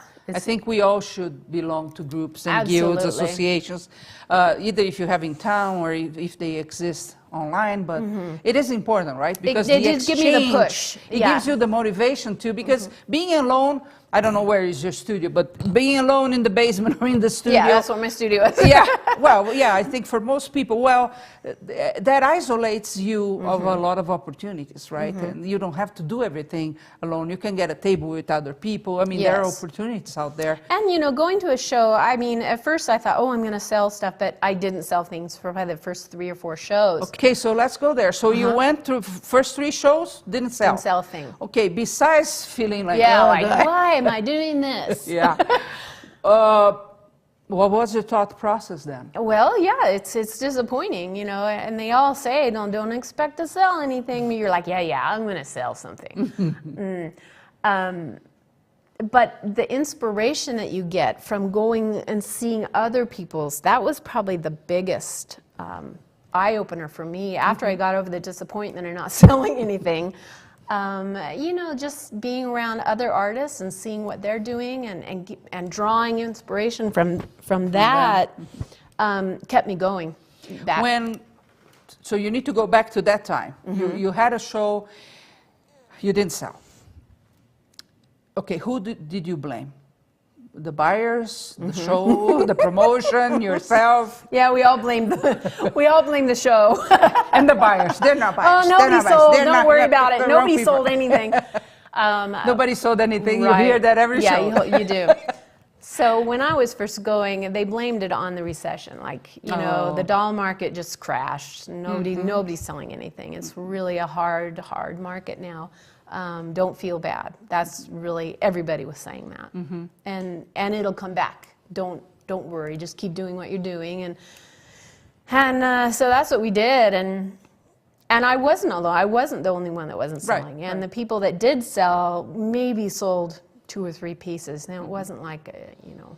And that, as anything else at that moment, was almost overnight that happened, right? Yes. Did it ever come back?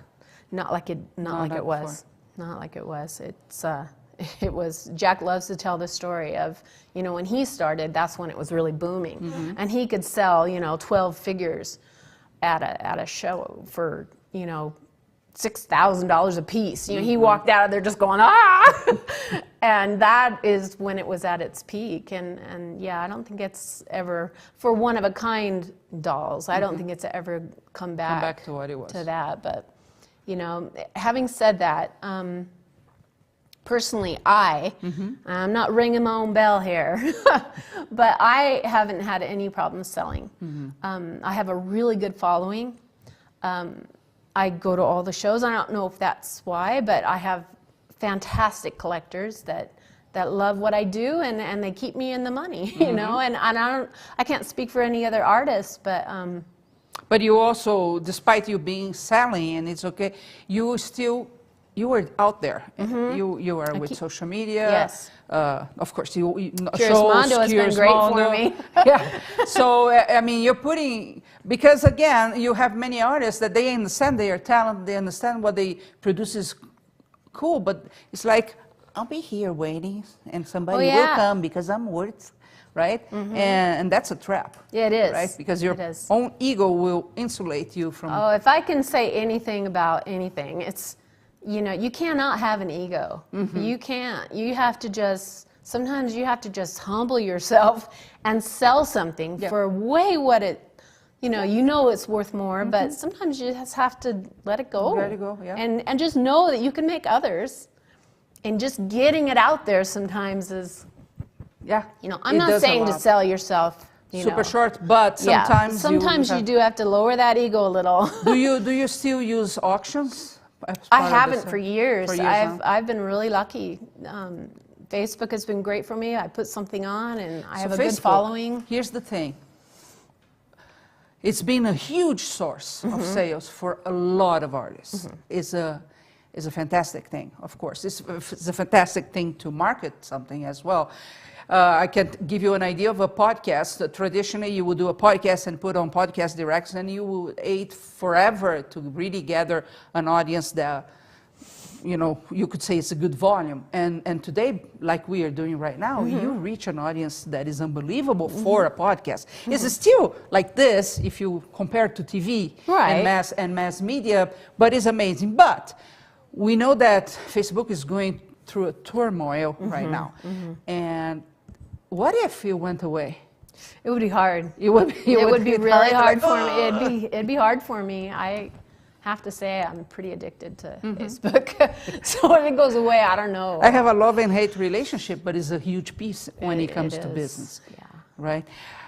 Nancy's, Terry Morris, I love your sculptures, especially your costuming. They are such great characters. Thank you. Before going to the others, there was a time that you, or I don't know if you still do, but you would costume for other people, correct? Is that something you still do? Or Not very often. Not very often. Was that a good source of income? No? Too much? Well, that's what you hear from seamsters when they create for other people as well. It's a lot of work for the money, right? Oh, yeah. Yeah. And nobody wants to hear that a costume for their doll is going to cost them $200. Nobody wants that. They're thinking $30, $40. Yes. And there is no way I would sit down and make a costume for somebody for less than $200. I just wouldn't do it. So the last time I got approached and wanted this, elaborate, I was like, well, that's a $500 costume at best. And they just went, well, oh my gosh, I was thinking 50.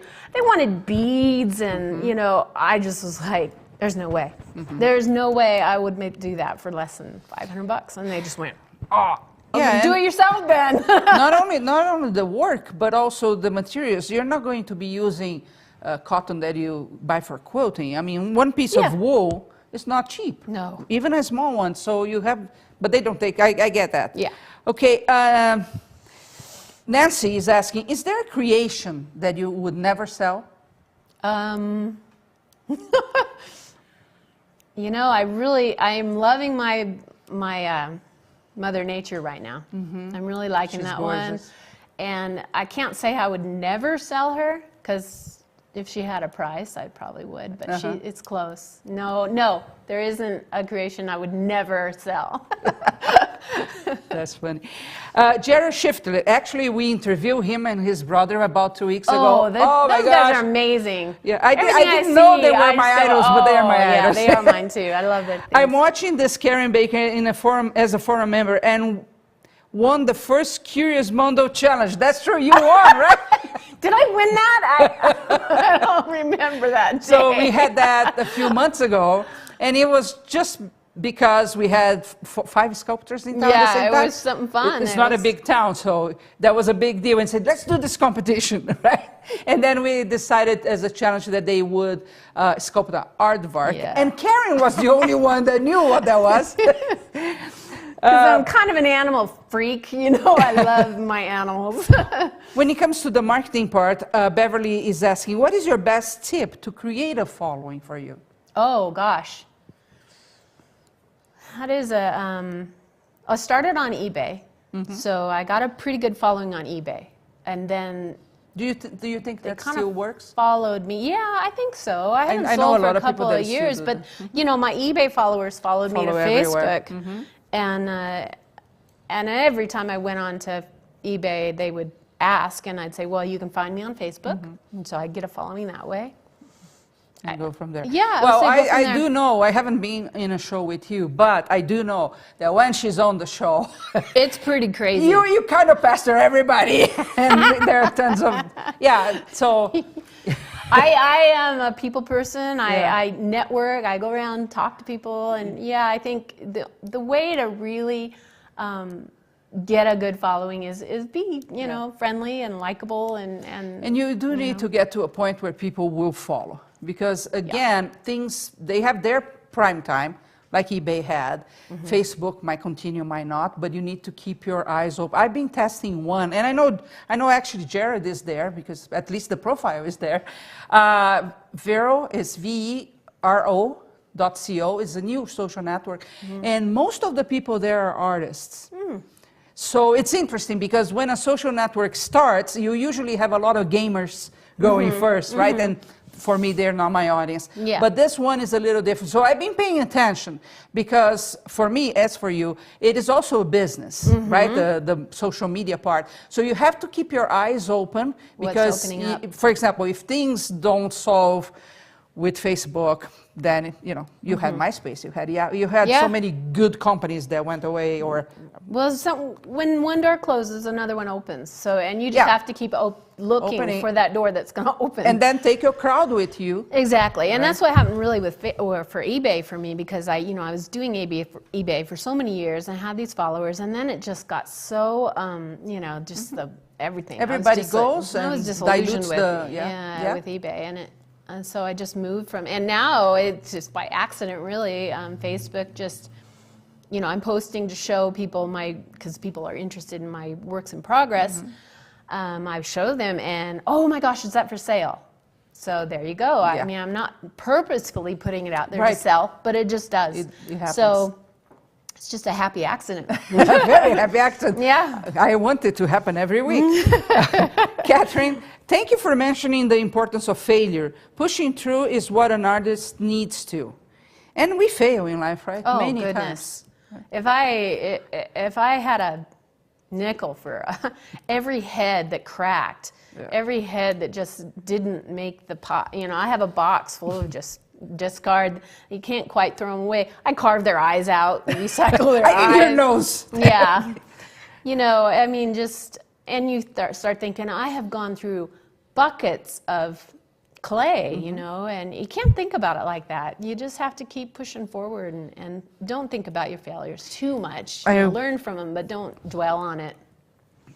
Failures are still results. They are still learning. Right. Yeah. So I think everything in life is really what's the take from it, right? And you can say, and I have failed more times than I can mention, and I went to shows and didn't sell anything. The thing is, you can see that, I'm a failure, I'm not good, or I cannot do this, or I'm not good at selling. I hear that so much. I'm not good at selling. But if you have a husband or you ever had a boyfriend, you're selling, right? Absolutely. If you do what your dog asks you to do, you're being sold. It's part of human nature, and we have this whole thing about it. But when you fail, you have to see, okay, I got a result, not the one I wanted, but it's still a result. How do I move from this result to the one I really want? Exactly. Instead of thinking failure as this, sin or injustice that happened to you, it's okay, it's a result, not the one I like, but now what can I do? Really? Here at Curious Mondo, we do this, especially my daughter and I, we do this constantly. We have at least 3 meetings a week, and we are always monitoring stuff, because you have to, but keeping what is going on. And if there is a trend, we stop and see, first of all, what am I doing wrong here? Because it's very easy to blame the environment, the economy, the clay, whatever. And how can I learn from that? What And am now I how take do from that? use this to go ahead. So, Absolutely. Your dolls have fabric bodies, is that correct? Yes. The inside is a wire armature, and the fabric is actually built over the wire armature. Noemi is here. Hey, Noemi! Noemi Smith, if you don't know her, our very first What can I episode throw? had Noemi, and she wants to throw stuff at Karen, so be careful. Has sculpting, Chase is asking, has sculpting ever felt like work to you? Yes. There have been times I've taken on a commission that is a challenge, and I have a certain deadline, and it has felt like absolute work. I think to myself, I've got to get this done, and I can't do anything else till I get this done. And then yes, it feels like work, and I hate that. But that's life. Sometimes you have to knuckle down, and you're a professional. I feel like I have a pretty professional attitude when it comes to, if somebody asks me to do something and I say, yes, I can do that, I have an obligation to do that. And that's where my professionalism comes in. Not all artists have that, but I like to pride myself on that. I like to say, if I tell you I'm going to do that, it's going to be done. I'm like if that I too. tell you I'm going to be there, I'm going to be there, even if there's traffic. I know. I'm the same way. I think That's my own personal one of the creed. most important things in a relationship of any type is trust. And when trust is gone, everything else is gone. Yeah. And in a business, I mean, like artists, we like to be free will. We like Sure. to go our way. But in business, you have to be trustable. Is that Well, the if right you word? want to succeed and you Trustworthy. want people to come back to you, or, sure, they're going to come to you for one thing, but then they're going to say, oh my God, she was a nightmare to work with. Yeah. And I am never going back to her. I've had people come back again and again and again. So that speaks for itself. I mean, that's... Well, and is there something in life that you can do for fun forever, still make money with it, that sometimes it doesn't feel like work? I don't think so. I really don't. I think that that's life sometimes, and not all the time. Yeah, But but sometimes it's not that fun, and I have to just go, oh, Deadlines are I'm not going to fun. get through this, Yeah. and then I'm going to say to myself, you know what? For a couple months, I'm not going to take any commissions. I need to just be able to create what I want to create. Now, And there are that's, lots of artists that they do not like to take commissions. I'm one of them. You do take commissions. I do, 'cause What's I like your the money. take? Well, yeah, I'll why be not? honest. I'm The really money's honest. there calling me. It's good money, I Yeah. tell you. There is a saying, Paul Colligan, there is a marketer, he says, if people want to give you money, Take it. take it, right? And it is true, right? You're going to say no, but you have, okay, since we are talking about money, average price of one of your sculptures out there in shows, $1,200. $1,200, right? And if a commission comes around, is there a base price point? Is the same? $1,200. $1,200. So every time you're saying no, $1,200. Yes. Plain. Tweet away. Tweet away. Yeah, the lowest I'll do one for is $600. What? But that's $600. Oh, yeah. That's the lowest I'll do one for. But that's $600, and that's, to me, that's a lot That's of money, right? It Yeah. pays a lot of bills. It does. Nancy's saying, I knew you would say Mother Nature. She's the one I would want. Yeah, she's. Kelly Beckett, it's only a failure if you don't learn from it. Nancy, when you are sculpting a creation, a person, do you ever feel like another one is screaming to come out? Absolutely. All the time, right? Absolutely. That is a good point, because sometimes I'll be right in the middle of doing something and I'll just have to put it down and start something else. And that's kind of a weakness that I have. I get sidetracked really easily, but something will just scream at me. I want to be created. And in fact, right now I'm preparing for 2 shows, the Quinlan and another one later on. The other one is strictly Halloween, and I love Halloween. I know. I love to do really scary things. Not scary, but weird. She does scary things Yeah. when she's around here. But so I'm getting ready for the Quinlan, but then I want to do this warlock, and I just had to just put. And I should be concentrating on this, but I didn't. I went ahead and did something there. I go back and forth. So yeah, that happens a lot to me. That's a tough one, right? I for example, It takes some discipline to say no. I was sculpting a fox, and while I was doing that, I already knew my next 2. Yeah. So my question to you is, how do you keep your creativity in focus? Because ideas and creativity can be liabilities, because it keeps us to every over. single, all over, and we never get anything That's accomplished. where your discipline comes in. You as an artist, you have to exercise a little bit of discipline. And But that's not fun. I know it's not. We are artists because we want fun. And artists are notorious for just going, what the hell, Yeah. do whatever I want. Well, yeah, that works for some artists that have unlimited funds and can do whatever they want, but the reality is you have to pay your bills, and if you want to, you have to somehow pull up that discipline to say, no, I'm really going to stay focused on this, and or maybe I'll work this. I do this a lot. I'll work a little bit on this, and then I'll work a little on this, and I break it up. And I think, well, I've done a little on that, so now I can do a little here. You're becoming work. And that helps. That's That where helps we are. my inner.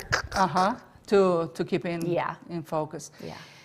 So Karen, I totally lost the question, so I'm going to read something. She's an artist. Yeah, right. Jared is saying, real talk, this is good. Donna, in your last course, you mentioned that the characters are very heat sensitive. How do you prevent a disaster from happening if you have to ship one in the summer? That is a good question. I try not to do that. I try to plan my sculpts around the heat, and I have worried about it a lot. But there is a way that you can wrap them. I want to say it's like some kind of a styrofoam, and it's actually insulating. Okay. So it helps even with the heat. It helps disperse the heat a little bit, so they're not just cooking in a box, you know, and any little bump. Also, a really important thing is, even when it's hot, is to pack them really, really carefully. So that Tell me more or less. For example, that is a complicated piece, right? Which one? The lady, the washer lady, can I take her? It's off yours. here? You can Yeah, touch it. I cannot touch it. So to ship her, to ship. so she's bendable, right? But I don't want to bend her to the point where the collector will get her and go, oh, how do I put this back? it back? It's not like the picture. Exactly. Right? So I know that her arm will bend right up, and it's pretty easy to grab it and bend it back down. Okay. But if I bend it up close to her body, now this one's okay because it's against her body already. So Okay. so then I would wrap it really tight, not so tight that it's going to hit against her face, but I'd even put a piece in between here and here so that if it did bump it, and then I would just wrap it. Put it up a little bit more. Yes, like that. I'd wrap it like a little cocoon, and then I would I would stick her in a layer of styrofoam peanuts, Okay. and pack her down really good, put her in a box, and then pick the box up and shake the hell out of it. And then just spray it and nothing happens. No, if you shake it and you hear any movement or any sound at all, it's not packed good enough. So that is how you know. If you pick it up and do that and you don't hear any movement or rattling or shifting, it's packed good enough. And now this little girl could go clear across the world, and I would bet money that she wouldn't break, and she'd be okay. And then you can put a Because little you never know note. what they go through in those Oh, I boxes. know. We get stuff here that is scary. I got to tell you this story. So this last show that I went to in Asheville, I take a big hard suitcase and I fill it top to bottom with bubble wrap on the top, bubble wrap on the bottom, dolls in the middle, just like I'd be shipping. I put bubble all around them, and then I pick it up and shake it, and there's no shifting, and it's okay. So I pack them like that for my show, and I get on the plane, and I'm sitting on the plane. I'm looking. I have a window seat. I'm looking out the window, and I see the the carry thing. carrier come up. That's scary. And my suitcase is green, and it's very, easy to spot. And I saw it. I was like, oh my dolls! There's my thing. I'm like, oh, I'm watching it, and the guys are unloading them, and I literally see the guy pick it up over his head and slam it just on the conveyor belt. I was at the window like this. No! They are mine! I mean, I was just mortified that he would pick it up and just boom. And my dolls, fortunately, none of them were broken. Wow. They were all fine. But to watch, that's at an airport. Can you imagine what they do at the UPS or, We got a box here the other day, had fragile written all over. Oh, yeah, it doesn't help. And we were really thinking, did it fall from the airplane? Because nothing came right. It's horrible. So this is how you pack it. But it's okay if you tell your collector, I don't ship during summer as well, right? Because there are many products that they don't ship during winter, for example. So it would be okay at least to avoid the heat. Just to say, is it okay if we wait a month? Because, I don't know how long this is going to sit in somebody's truck. And I've packed it really well, but even a little bump could snap a finger off. And most collectors are like, I appreciate your, taking. I've never had it happen yet, but I'm always pretty careful not to ship around the August, September time is the hottest part of the year. Do you always, how do you say, check in your dolls, or do you carry it on the plane? On a plane? No, I put them in a suitcase. You put 'em I in don't know, after this last experience. of You don't know. watching them I do heard that. Jack once say that he was going through TSA and they actually took the head off the dog. That used to happen, but it doesn't happen It anymore. doesn't happen anymore. Can you imagine, No. like the heart attack Yes, right there? exactly. Ooh. That doesn't happen anymore. Tammy is asking, do you charge more for a commission piece than you would for a doll of the same size that you sell at shows? Do I charge more? More for a commission? No. No. I personally don't. Maybe some people do, but I don't like to ding. I don't like to ding my clients like that.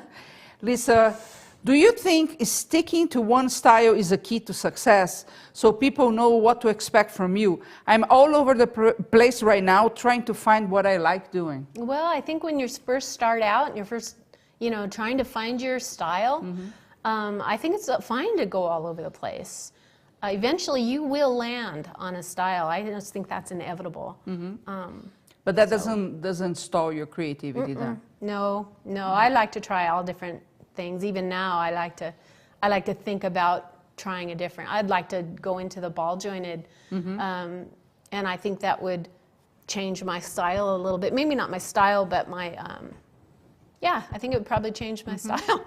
It'll still. I think my style kind of comes through no matter what I do. Yeah.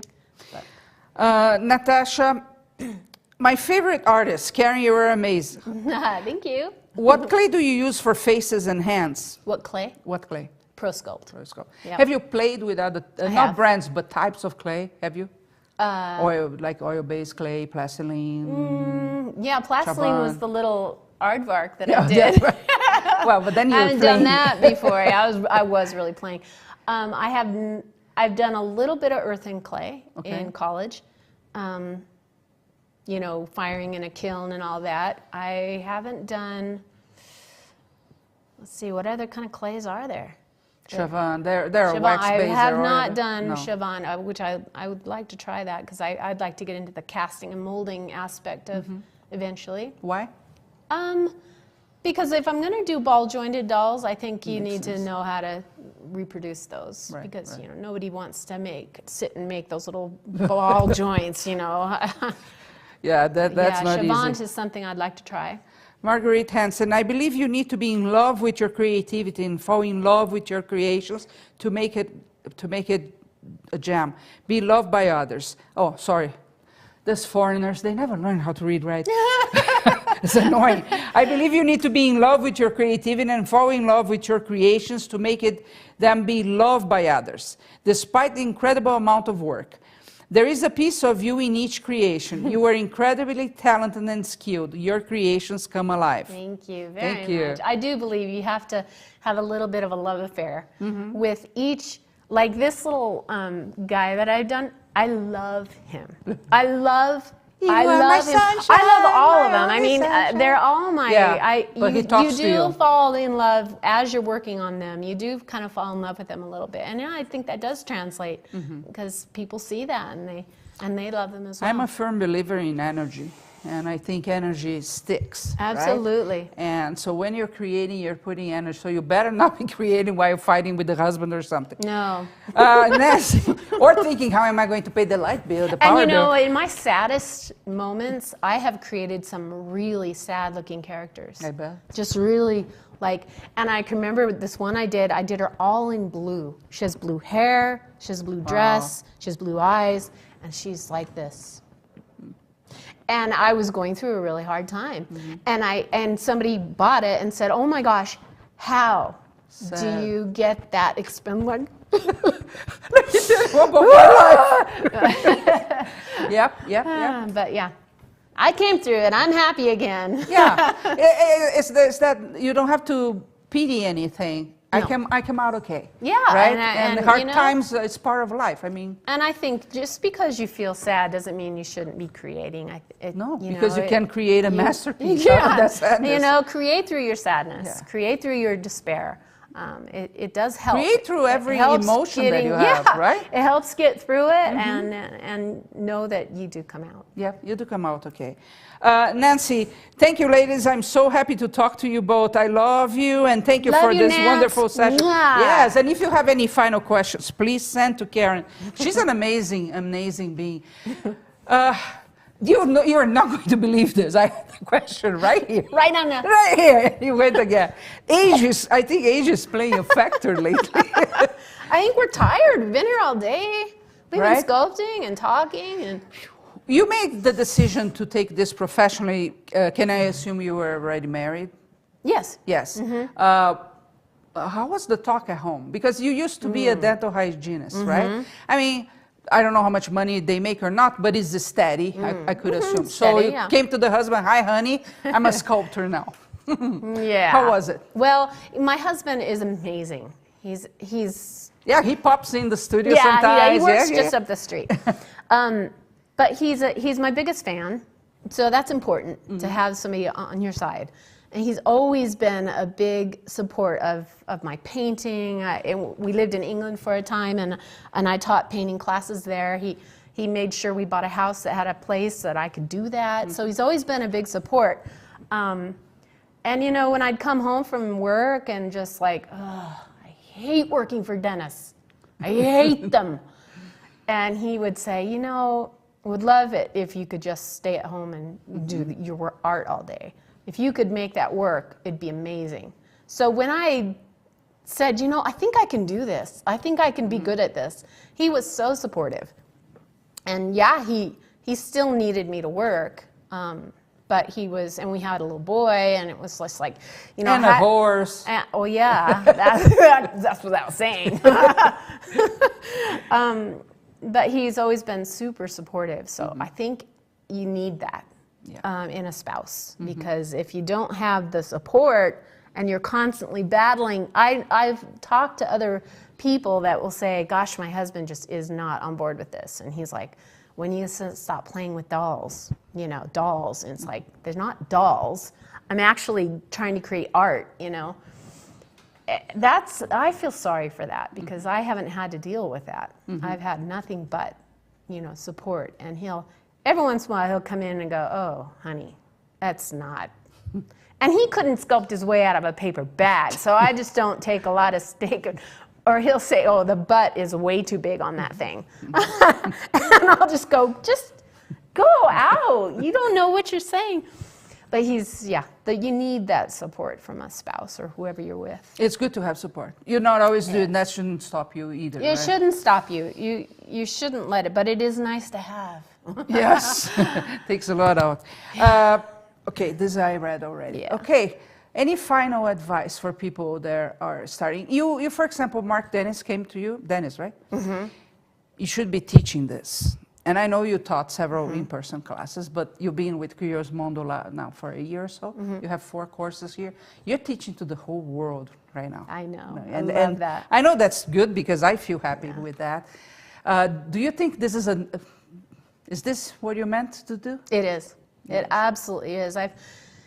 You know, the most amazing thing is to really, for me, is somebody to make the comment of like, you know, your work has just made me so happy, and I feel so touched when I look at the piece that I bought from you, you know. And to me, that's just like, oh, it just doesn't get better than that. Or to even teach and to touch somebody's life in a way that they now have a purpose of doing things. And I think I've found it. I think this is what I was meant to do.